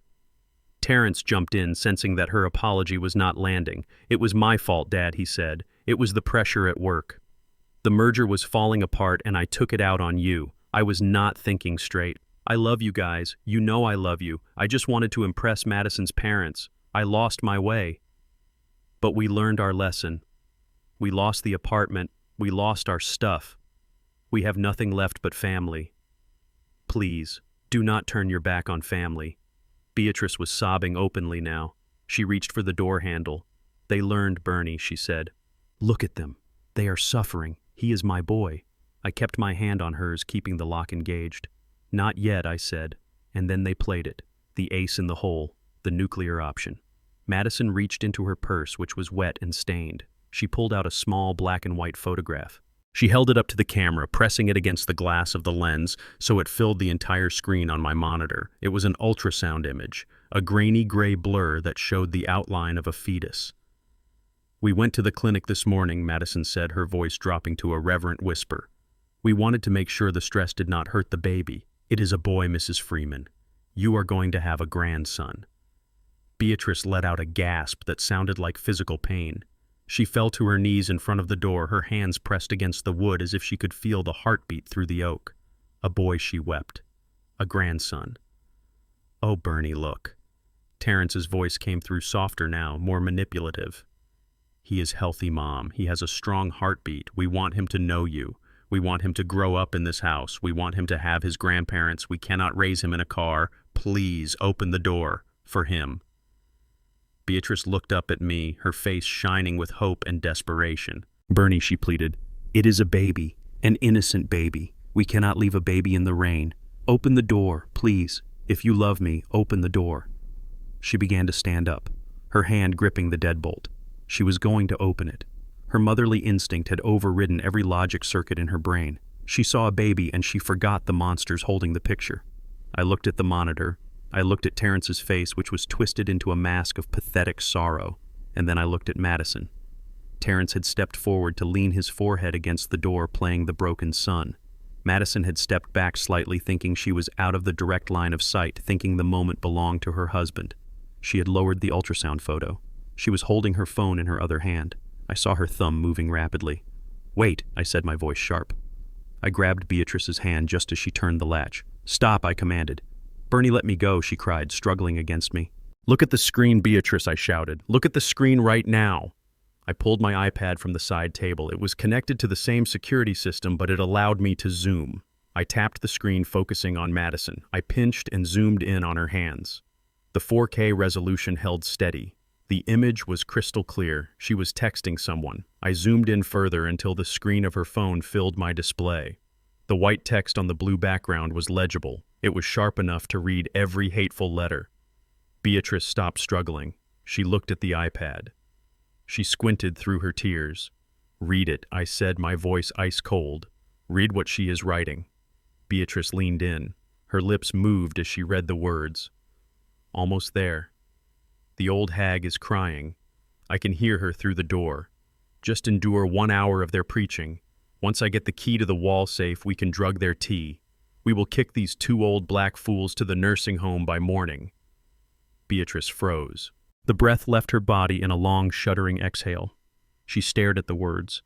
Old hag. Drug their tea. Old black fools. The illusion shattered. The grandmotherly hope died a violent, instant death. She did not look at me. She looked at the door. She looked at the wood separating her from the people she had wanted to save. Her face changed. The sorrow evaporated, replaced by a horror so deep it looked like rage. She pulled her hand away from the lock. She stepped back. She straightened her spine. She wiped her face with her sleeve, drying the tears instantly. "Do it," she whispered to me. "Do it, Bernie." I picked up the microphone for the intercom. I pressed the button. "That is a very touching performance," I said, my voice booming through the porch speakers. "You almost had us." Terrence looked up, hopeful. "Dad." "But I have a question, Madison," I said. Madison looked at the camera, startled. "Yes, Mr. Freeman. Who were you texting just now?" I asked. "Was it your mother? Or was it the nursing home intake coordinator?" Madison's face went white. She tried to hide the phone behind her back, but it was too late. "I saw the text, Madison," I said. "I saw it on the 4K Zoom. Just endure 1 hour. Drug the tea. Kick the old black fools out." Terrence spun around, looking at his wife, his mouth dropping open. "You idiot!" he hissed at her, not realizing the microphone could hear him too. "You were texting. You are not coming in," I said, my voice rising with the fury of 1,000 storms. "You are not touching my safe. You are not touching my tea. And you are definitely not touching my wife." But the baby, Terrence shouted, trying to pivot back to the script. The baby needs a home. There is no baby, I said. What? Terrence stammered. I pulled up the report Mike had sent me an hour ago.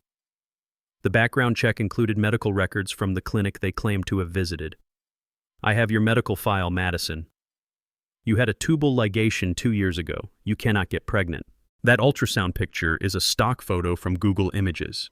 I found the exact same one on the first page of search results.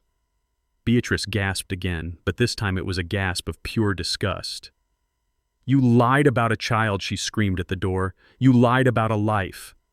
Get off my porch, I said. Dad, please, Terrence begged, pounding on the wood. We have nowhere else. I do not care, I said. I reached for the control panel on the wall. I pressed the button that activated the perimeter floodlights and the siren alarm I had installed for emergencies. You have 10 seconds before I release the hounds. I lied. I did not have hounds, but they did not know that. I am calling the police, I added, for trespassing and for attempted poisoning. I have the text message saved. The siren began to wail, a deafening warble that shook the windows. The floodlights turned the porch into a blinding stage. Terrence and Madison scrambled backward, shielding their eyes. They looked at the camera one last time, their faces twisted in hatred and defeat. Then they turned and ran. They ran through the mud, slipping and sliding back to their cheap rental car. I watched them go. I watched the taillights fade into the rain. I turned off the alarm. The silence returned, but it was different now. It was the silence of a fortress that had held the line. Beatrice walked over to me. She put her head on my chest. She did not cry. They are gone, she said. Yes, I said. They are gone. And they are never coming back. Wednesday morning brought a silence that felt heavy and thick, like the air before a tornado touches down. I was in the kitchen sweeping up the mud tracks from the night before while Beatrice sat in the living room staring blankly at the dark television screen. We were tired. We were bone-deep weary from the siege of our own making. I thought the worst was over. I thought sending them running into the rain was the end of the battle. I was wrong. The battle had just moved to a battlefield I did not understand. The internet. My phone buzzed on the counter. Then it buzzed again. And again. Within seconds, it was vibrating continuously, walking itself across the granite surface. It was not Terrence this time. It was notifications from news apps, social media alerts, and text messages from numbers I did not recognize. I picked up the phone. A text from my neighbor down the street read simply, "Turn on the news, Bernie. They are talking about you." I walked into the living room and grabbed the remote. I hesitated before pressing the power button. Beatrice looked up at me. Her eyes filled with a fresh wave of fear. "What is it, Bernie?" she asked. "I do not know, B," I said, "but I think Madison just dropped the other shoe." I turned on the television to the local morning news channel. The anchor was speaking with a grave expression. The headline at the bottom of the screen read, "Viral video sparks outrage. Family evicts pregnant daughter-in-law."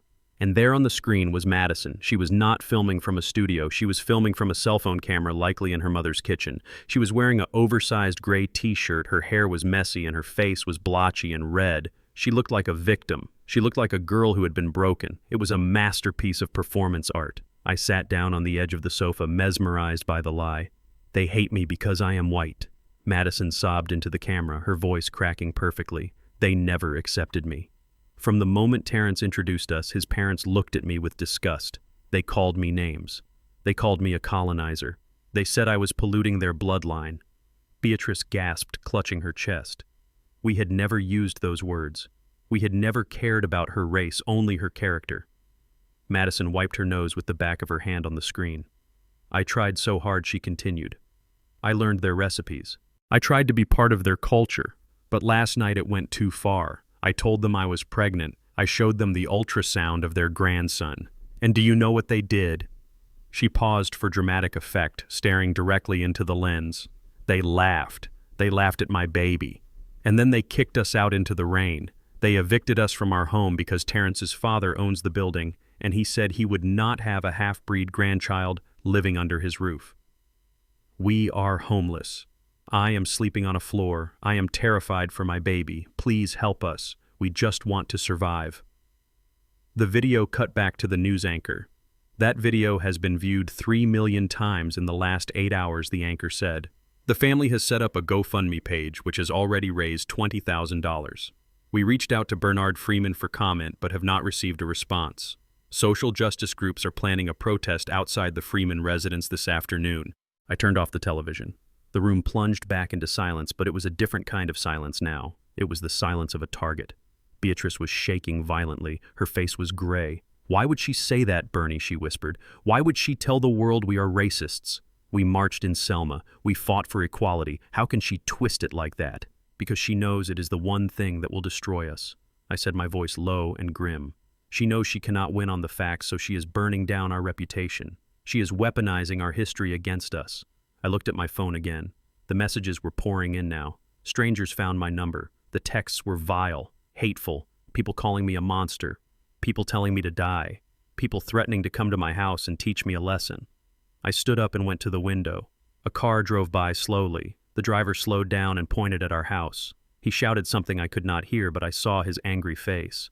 "We need to leave B," I said. "We need to go to a hotel. It is not safe here." "I will not run from my own home," Beatrice said, finding a sudden spark of defiance. "I did nothing wrong. I will not let that lying girl chase me out of the house we built." "B, please," I started to say. Crash! The sound was like an explosion. The front window, the big bay window where Beatrice put her Christmas tree every year, shattered inward. Shards of glass flew across the living room carpet like shrapnel. A heavy object thudded onto the floor, rolling to a stop near the coffee table. Beatrice screamed. It was a high, thin sound that cut off abruptly. I dove toward her, shielding her with my body, even though the damage was already done. I looked at the object on the floor. It was a brick wrapped in duct tape. There was a note attached to it with a rubber band. I did not need to read the note to know what it said. I looked at Beatrice. She was not screaming anymore. She was clutching her left arm, her eyes wide and unseeing. Her mouth was opening and closing like a fish out of water, but no sound was coming out. "B," I shouted, grabbing her shoulders. "B, look at me. Breathe." She slumped forward, her weight heavy against me. Her skin was cold and clammy. Heart attack. The realization hit me harder than the brick. The stress, the heartbreak, the fear, and now the violence. Her heart, the heart that had loved that boy more than life itself, had finally given out. I scrambled for my phone, my fingers fumbling over the screen. I dialed 911. "My wife is having a heart attack," I yelled into the phone. "I need an ambulance. Now." The next 10 minutes were a blur of terror. I performed CPR, counting the compressions out loud, trying to push life back into her chest. I heard the sirens wailing in the distance, getting closer. I heard the tires screech in the driveway. I saw the paramedics rush in their boots, crunching on the broken glass. They loaded her onto the stretcher. They put an oxygen mask on her face. They hooked her up to monitors that beeped with a frantic, irregular rhythm. "Sir, you cannot ride in the back," the paramedic said, pushing me toward the front seat of the ambulance. As we sped away from the house, I looked back. There were people standing on the sidewalk, a group of teenagers holding signs. They were cheering. They saw the ambulance, and they cheered, thinking that justice had been served to the evil old couple. They did not know they were cheering for the death of a saint. At the hospital, the waiting room was a purgatory of white walls and fluorescent lights. They took Beatrice into surgery. A blockage, they said. Massive coronary event. They were putting in stents, but the damage was severe. Her heart was weak. I sat in a plastic chair, my hands covered in the dust from the brick and the sweat of my fear. I was alone. My son was not there. My son was the reason I was there. I sat there for 2 hours staring at the wall. I thought about the little boy I taught to ride a bike. I thought about the teenager I taught to drive. I thought about the man who stood on my porch and let his wife lie about a baby. And then I thought about the video. I thought about the brick. I thought about Beatrice falling. Something inside me snapped. It was the last tether of fatherhood, the last thread of mercy. I reached into my pocket and pulled out my phone. I ignored the hundreds of hate messages. I scrolled to a contact I had saved under the name Fishing Buddy. To the world, Jonathan Sterling was the ruthless senior partner of Sterling and Associates, the most feared litigation firm in the state. To Terrence, he was just old Mr. Sterling, the guy I went fishing with on Sundays, the guy who wore bucket hats and drank cheap beer. Terrence had called him a loser once. He had said I hung out with nobodies. Terrence did not know that Jonathan Sterling charged $1,200 an hour and had never lost a case involving defamation or fraud. I pressed the call button. Jonathan answered on the first ring. "Bernie, I saw the news. I am so sorry. Is Bea okay?" "She is in surgery, John," I said. My voice was dead calm.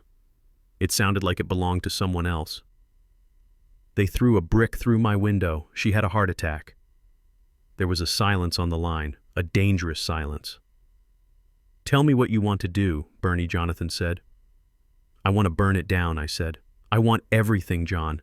I want to sue them for defamation. I want to sue them for emotional distress. I want to sue for the fraud on the house. I want to sue Madison's parents for the conspiracy. I want to bury them under so much litigation that they will need a breathing tube to see the sun." I paused, taking a breath. "Activate the nuclear option, John." "You mean the full disclosure?" Jonathan asked. "Everything I said. The video from the gate, the audio recordings from the house, the medical records proving she cannot get pregnant, the financial records of her parents, the embezzlement file on Terrence. Release it all." "Bernie, if I do that, there is no coming back," Jonathan warned. "Terrence will go to prison. Madison will be destroyed publicly. This is the end of your family." "My family died when that brick came through the window," I said. "Do it, John. Call the station. Get me on air. I want to look them in the eye when I end them." "Consider it done," Jonathan said. "I will meet you at the hospital in 20 minutes. Bring your suit, Bernie. We have a war to win." I hung up the phone.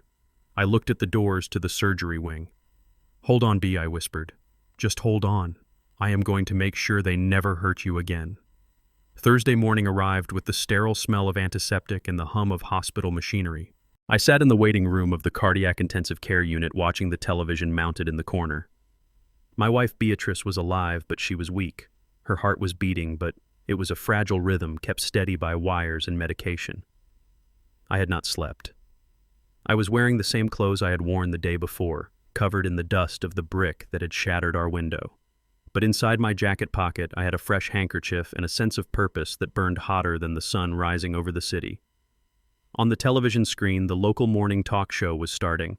The host, a woman with perfect hair and a sympathetic tilt to her head, introduced her guests, and there they were, Terrence and Madison. They were sitting on a beige sofa holding hands. They looked like the survivors of a natural disaster.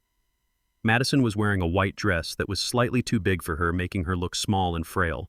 She had no makeup on. Her eyes were wide and glistening. Terrence was wearing a simple button-down shirt, sleeves rolled up, looking like a man carrying the weight of the world. They were masterful. They were painting a picture of a young couple persecuted by a hateful, prejudiced family. They talked about the eviction in the rain, they talked about being homeless, and then they talked about the baby. "We just want to provide a safe home for our unborn child," Madison whispered to the camera, rubbing her flat stomach. "We are terrified that the stress is going to hurt the pregnancy. We have nothing left. Our bank accounts were frozen by Terrence's father. We are relying on the kindness of strangers." The host nodded, wiping a tear from her eye. "It is truly heartbreaking," she said. "And you have started a GoFundMe campaign, is that correct?" "Yes," Terrence said, his voice thick with emotion. "We are trying to raise $50,000, just enough to get a small apartment and pay for medical expenses for the baby. We just want to start over, away from the toxicity."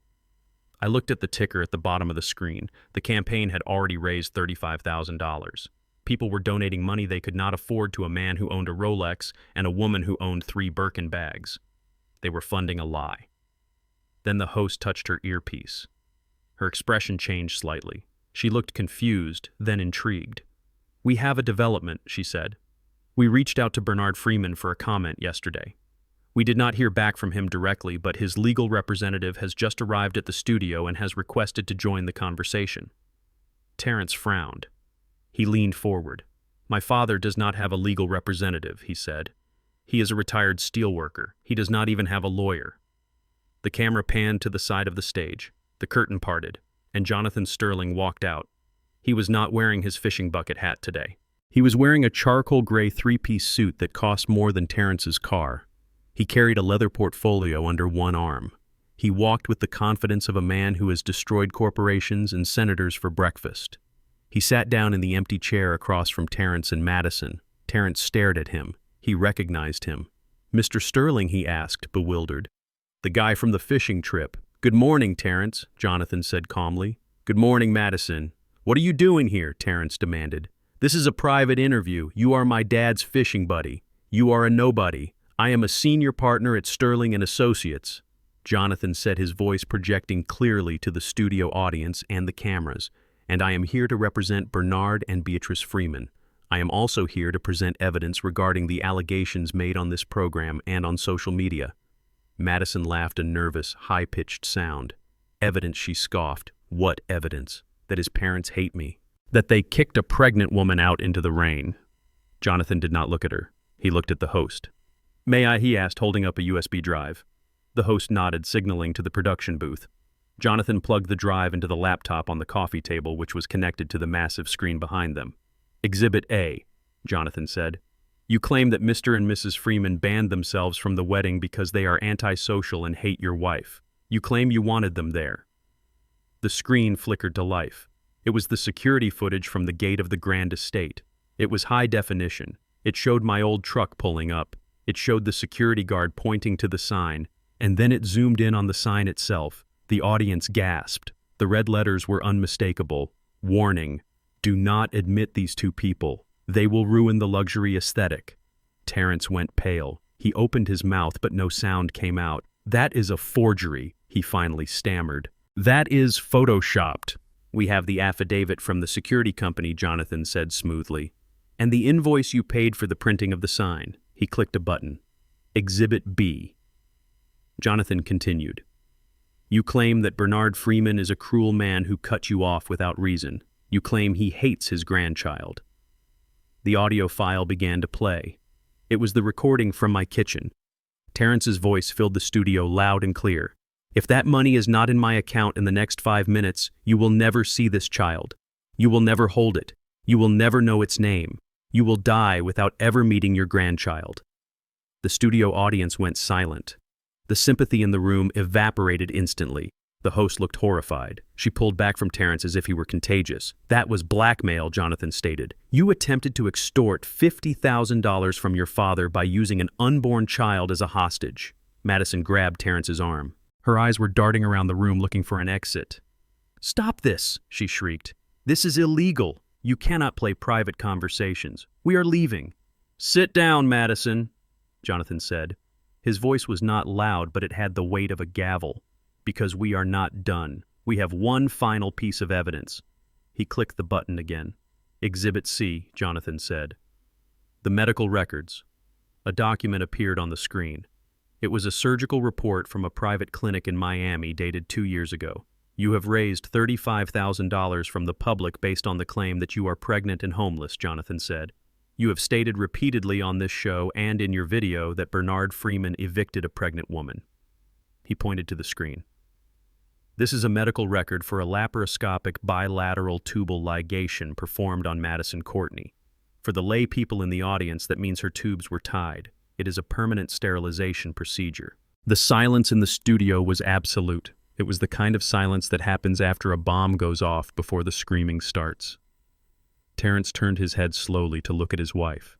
His face was a mask of confusion and dawning horror. "What is that?" he whispered. Madison was shaking her head, her face draining of all color. "That is fake," she whispered. "That is a lie." "It is certified," Jonathan said. "We also have the billing record paid for by your father's credit card."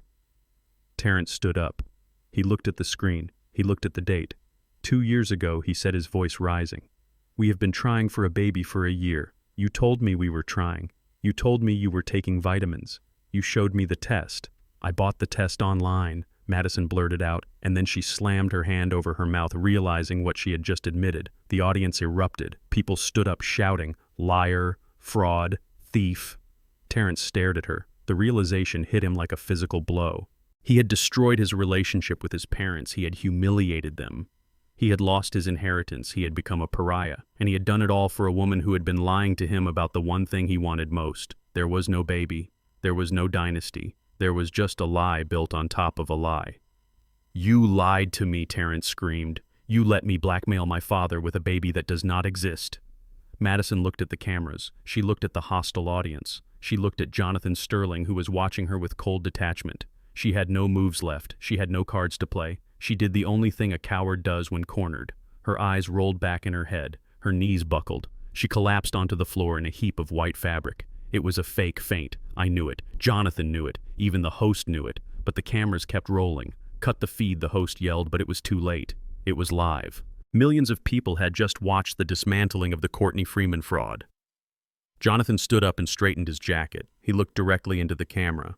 To anyone who donated to the GoFundMe, he said, calm and authoritative, "We have already contacted the platform. The funds have been frozen and will be refunded. This fraud is over." He turned and walked off the set, leaving Terrence standing over his fake, unconscious wife amidst the ruins of his life. I sat in the hospital waiting room and let out a breath I had been holding for days. I felt a hand on my shoulder. A nurse was standing there. "Mr. Freeman," she said, "your wife is awake. She is asking for you." I stood up. My joints popped. I felt 10 years older, but 10 pounds lighter. I walked toward the ICU doors. I did not look back at the television. I did not need to see the aftermath. I knew what was coming. The lawsuits, the divorce, the criminal charges. My son was alone now, truly alone. He had wanted to be independent. He had wanted to be separate from me. He got his wish. The fallout from the television broadcast was swift and absolute, like a building collapsing under a controlled demolition. Within 3 hours of the credits rolling, Terrence received an email from his marketing firm. They did not even dignify him with a phone call. The subject line simply read, "Termination of contract effective immediately." They cited a violation of the company code of conduct and the reputational damage caused by his public fraud. He was toxic. No one wanted a liar and a blackmailer handling their brand. Madison did not wait for the eviction notice from the sublet she had scrambled into.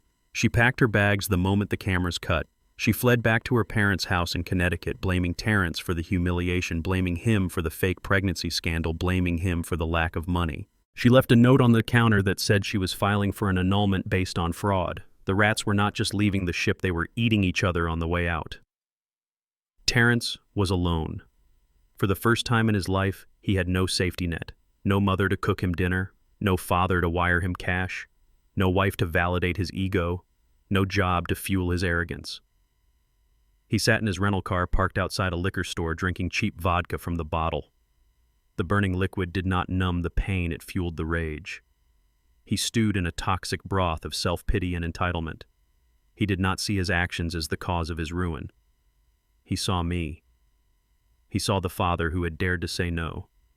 He saw the man who had hidden millions while he struggled to keep up appearances. He started the car. His vision was blurred, his coordination shot, but his anger gave him a terrifying focus. He drove through the suburbs, swerving across the center line, running red lights guided by a singular destructive impulse. He was coming to the source of his misery. He was coming to make me pay for his sins. It was 2 a.m. when I heard the screech of tires on the asphalt outside.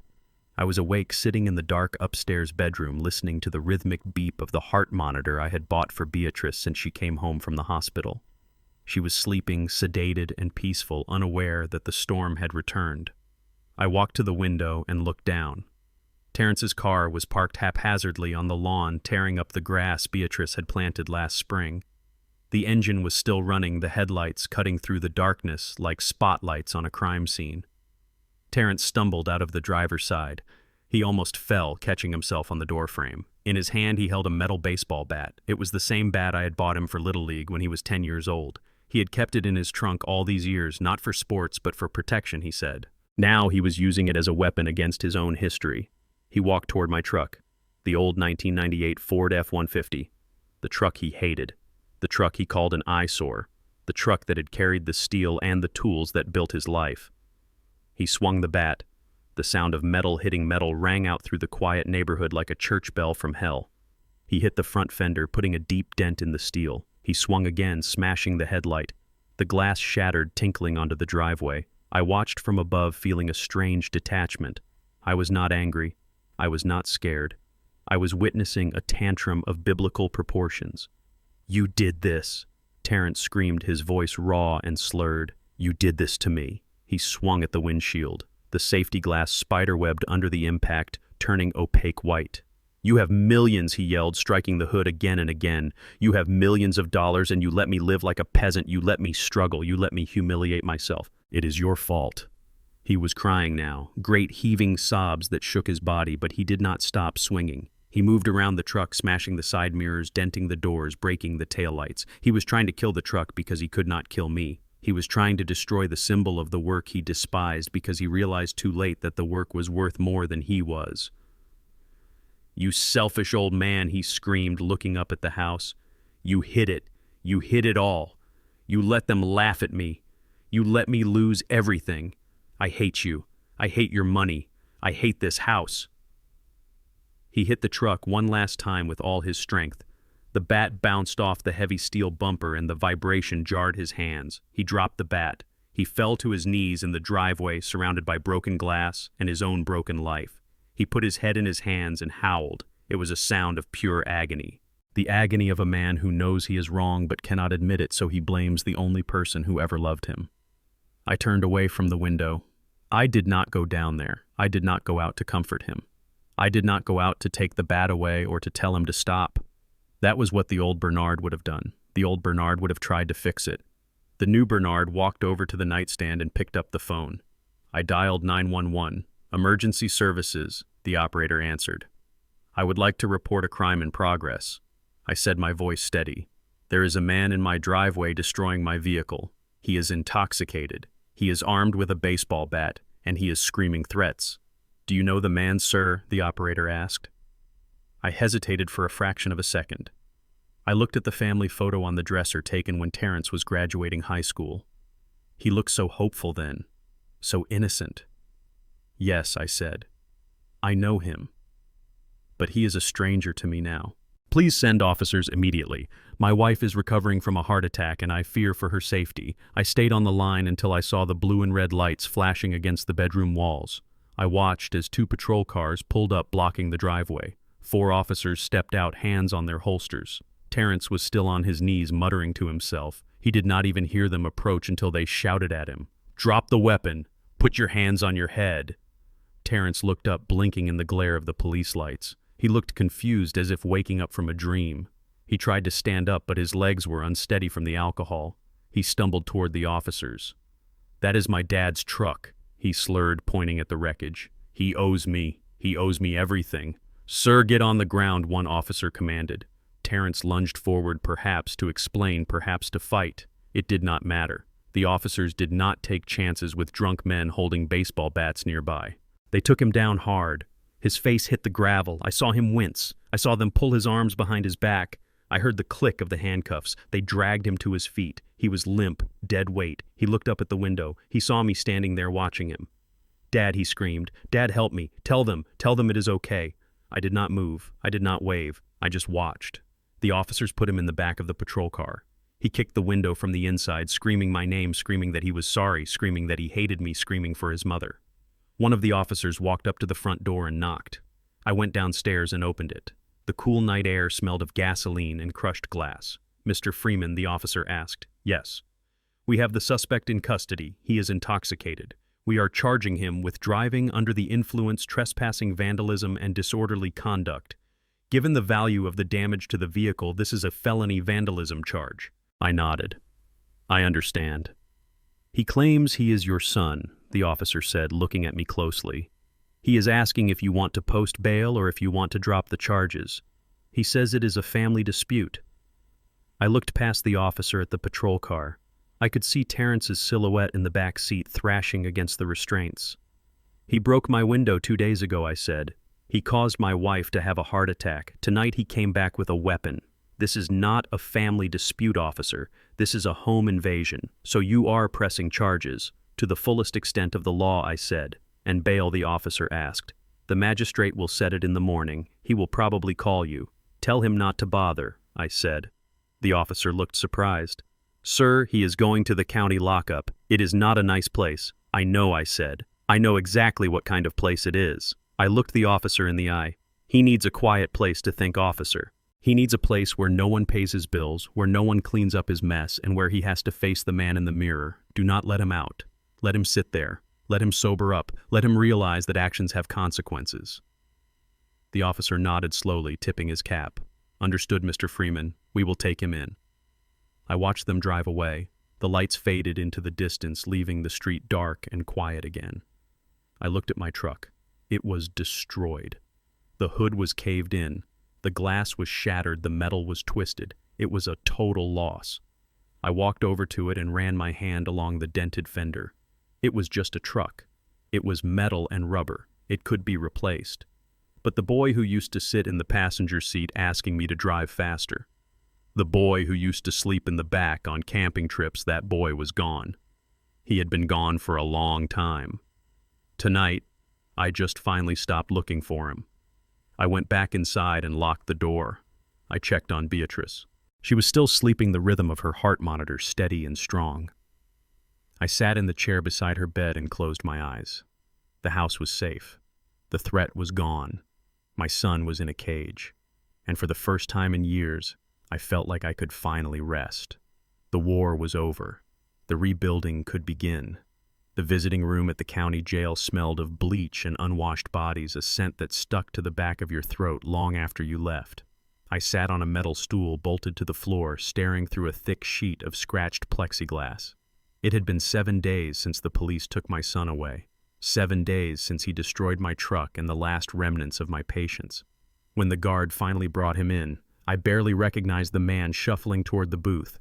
Terrence was wearing an orange jumpsuit that hung loosely on his frame. He had lost 10 pounds in a week. His skin was sallow, his eyes were sunken and bloodshot, and his hands shook as he reached for the phone on the wall.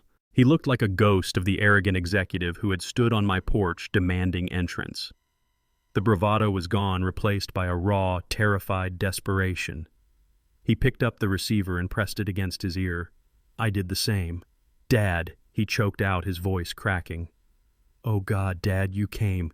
You have to get me out of here, please. It is a nightmare in here.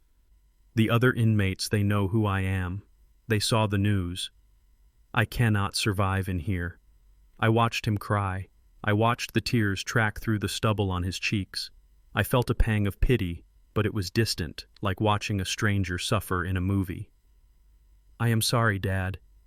He wept, leaning his forehead against the glass. "I was wrong. I was so wrong. It was Madison. She twisted my head. She made me think we were better than everyone. She made me do it. But I am your son. I am your flesh and blood. You have the money. I know you do. Just post bail. Get me a lawyer. We can fix this. I will pay you back every cent, I swear. I will work in the warehouse. I will do anything. Just do not leave me here." He was still doing it. Even in a cage, he was bargaining. He was blaming the woman he chose. He was promising things he could not deliver. He still thought this was a transaction. He thought that if he said the right words, the magic wallet would open and the consequences would disappear. I reached into the canvas bag I had brought with me. I did not pull out a checkbook. I did not pull out bail papers. I pulled out a thick manila envelope sealed with red tape.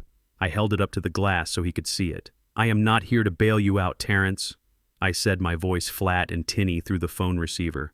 "I am here to tell you why you are never getting out." Terrence frowned, wiping his nose on his sleeve. "What is that?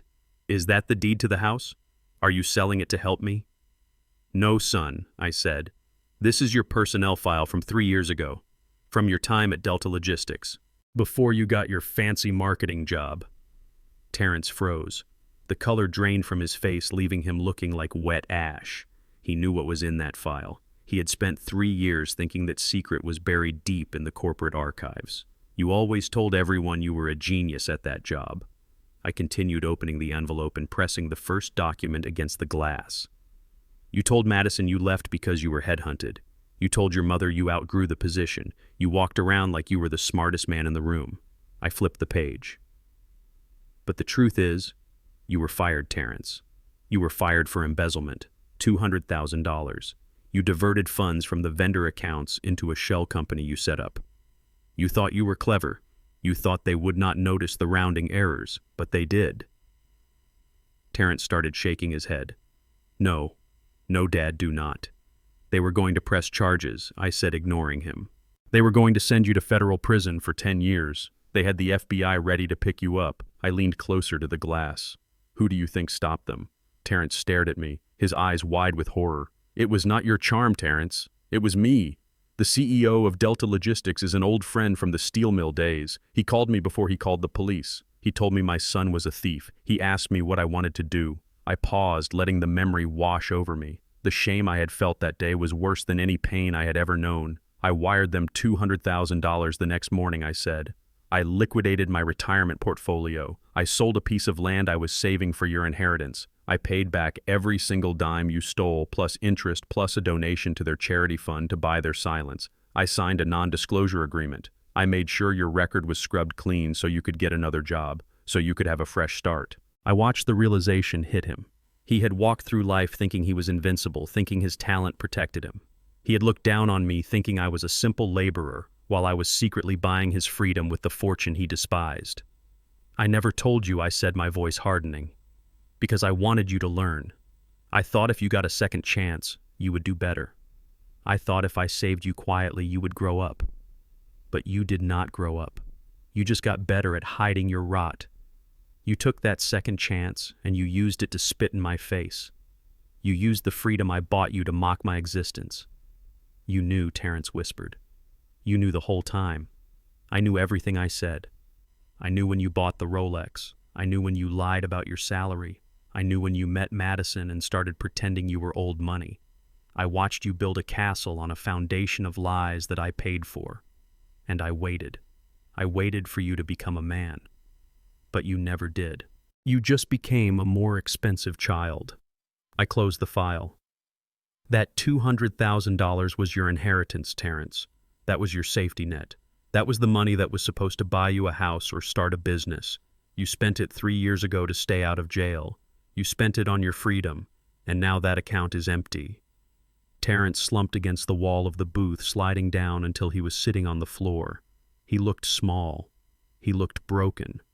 But this time, I did not feel the urge to fix him. The part of me that was a father had died the night he threatened to keep my grandchild from me. The man sitting across from me was just a criminal I used to know. I stood up.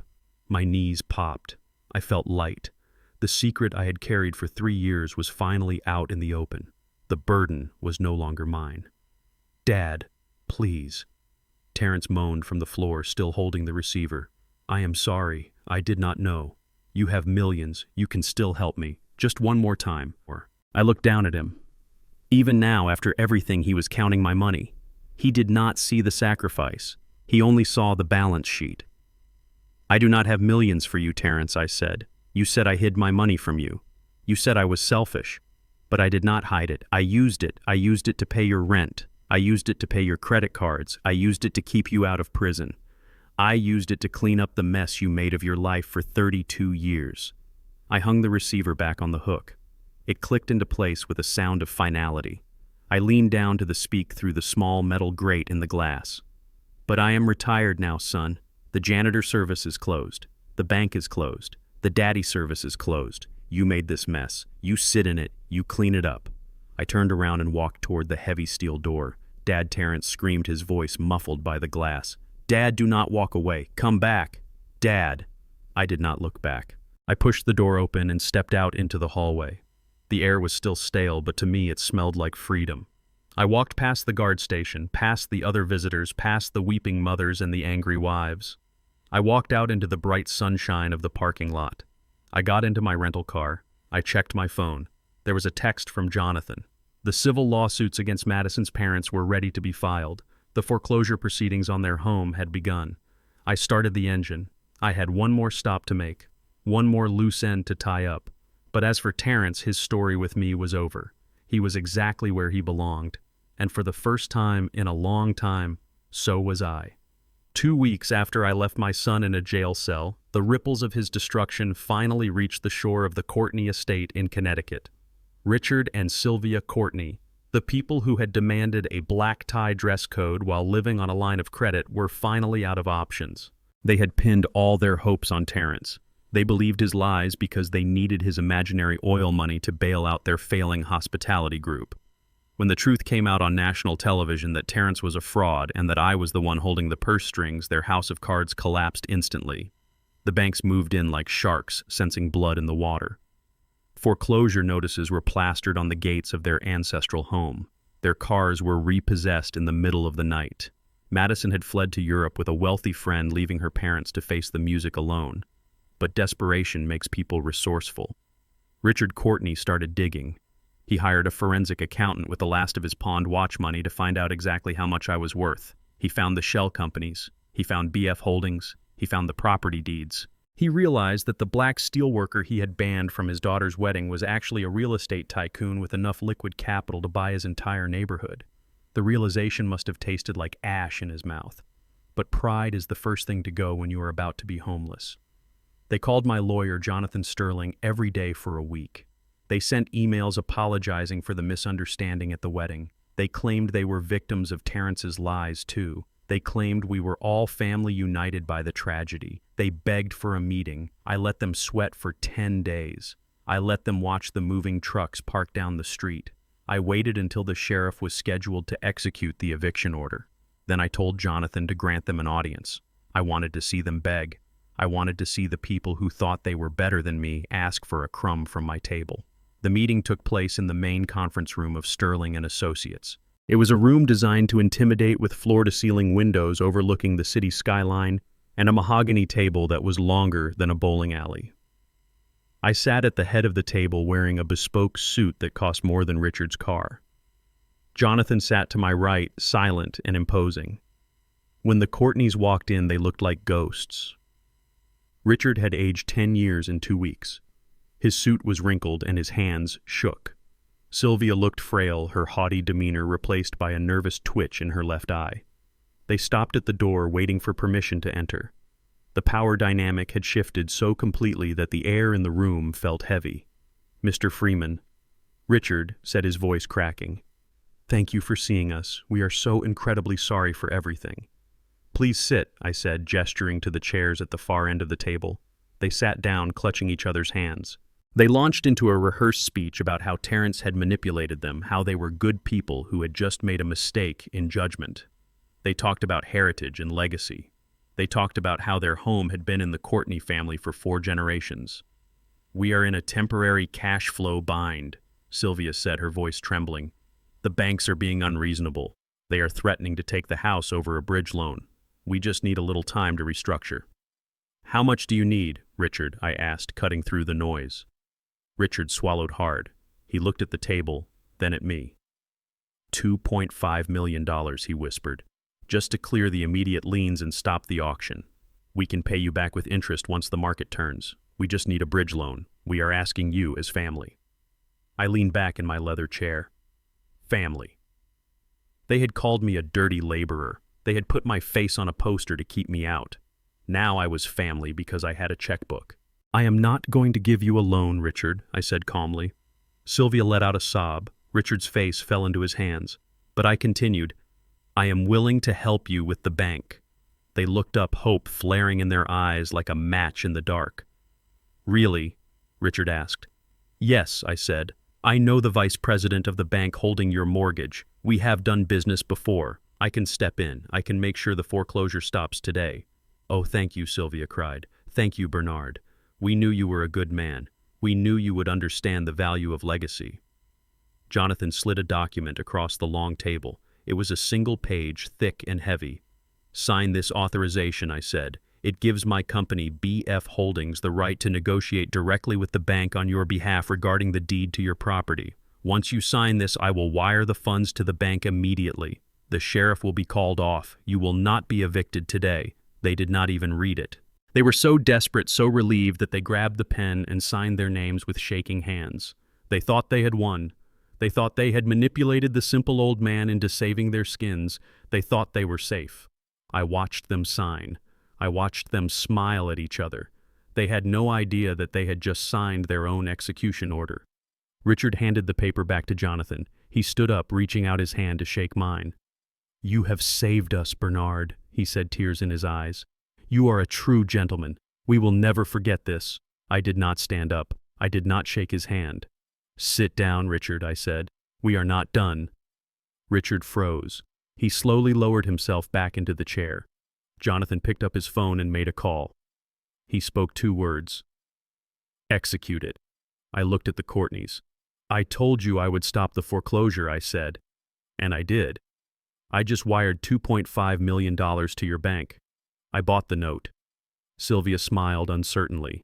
"That is wonderful. So we pay you back now instead of the bank. What are the terms?" "There are no terms, Sylvia," I said. "I did not loan you the money. I bought the debt. That means I am the bank now. I own the mortgage. And since you are currently 12 months behind on payments and in default of the original contract, I am exercising my right as the lien holder." I signaled to Jonathan. He pulled out a second document. This one was red. "This is a notice of acceleration and immediate repossession," Jonathan said, sliding it across the table. "Since the previous owner failed to cure the default, the new note holder, BF Holdings, is taking title to the property effective immediately." Richard's face went white. He stood up, knocking his chair over. "You cannot do that," he screamed. "You said you would help us." "I did help you," I said. "I saved you from the embarrassment of a public auction. Now it is a private transfer." "You tricked us," Sylvia shrieked. "You stole our house." "I bought your house," I corrected. "I paid fair market value for a distressed asset. It is business, Richard. Just like the business you tried to do with my son." "But where will we go?" Richard stammered. "That is our home." "You have 1 week," I said. 1 week to remove your personal effects. Anything left after 7 days becomes the property of BF Holdings." I stood up and walked to the window, looking out at the city. "And Richard," I said without turning around, "do not worry about the legacy of the house. I have big plans for it." "What plans?" he whispered. "I am donating the property," I said, turning to face them. "I have already filed the paperwork with the city. The Courtney estate will be renovated and reopened next month. It will be the new Bernard Freeman Center for Underprivileged Minority Youth." The silence in the room was absolute. I saw the realization hit them. Their ancestral home, the symbol of their white upper-class exclusion, was going to become a shelter for the very children they looked down upon. It would bear the name of the black man they tried to ban. "No," Sylvia whispered, sliding to the floor. "You cannot." "It is done," I said. "The sign goes up on Monday. I made sure to order a big one. Red letters. Just like the one you made for me. Get out of my office." They left in silence, broken and defeated. They had lost everything. Their money, their home, their legacy. And they had lost it to the man they thought was not good enough to walk through their front door. I watched them leave the building from my window. They looked small from up here. I picked up my phone and called Beatrice. "It is finished, Bea," I said. "The house is ours." I heard her breathe a sigh of relief on the other end. "Come home, Bernie," she said. "Dinner is ready." "I am coming home," I said. I packed up my briefcase. I walked out of the office, leaving the lights off. The war was over. The enemy was vanquished. And I had a legacy to build. One that was based on truth, not lies. One that would last. The sun over the Mediterranean does not burn like the sun over the steel mill used to. It warms you, it settles into your bones, and tells you that you have survived the winter. I sat on the aft deck of the Lady Beatrice, a 60-foot yacht that I bought with cash 3 months ago. The water around us was a deep, impossible blue stretching out to meet the sky in a seamless horizon. For 40 years, I hid my wealth like a shameful secret buried under flannel shirts and an old Ford truck. I thought I was protecting my family from the corruption of money. I thought I was teaching humility. But I learned the hard way that hiding your light does not help the blind see. It just makes you stumble in the dark. So we stopped hiding. I looked across the deck at Beatrice. She was standing at the railing, looking out at the coastline of Italy. She was wearing a white linen dress and a wide-brimmed hat, and she looked like a queen. The doctors said her heart would always be fragile. But looking at her now, you would never know she had nearly died on our living room floor. The fear was gone from her eyes. The hunch in her shoulders from years of carrying invisible burdens had vanished. She was radiant. She was the woman I fell in love with 50 years ago, but stronger. She had walked through the fire with me, and she had come out forged in steel. We had sold the house in the suburbs. We sold the memories of the brick through the window and the nights of crying. We kept the Freeman Center running, of course. I hired a full staff to manage the youth programs at the old Courtney estate. Every month I get reports about kids getting scholarships, kids getting off the streets, kids finding hope in the house that was built on exclusion. It is the best investment I ever made. But we do not live there. We live here, in the wind, in the sun, in the peace we earned. I took a sip of my wine. It was a vintage red costing more per bottle than my weekly wage at the mill used to be. It tasted like victory. I watched Beatrice turn and smile at me. She walked over and sat in the chair opposite mine. She reached out and took my hand. Her skin was warm. "You are quiet today, Bernie," she said. "I am just thinking, Bea," I said, "about how far we came."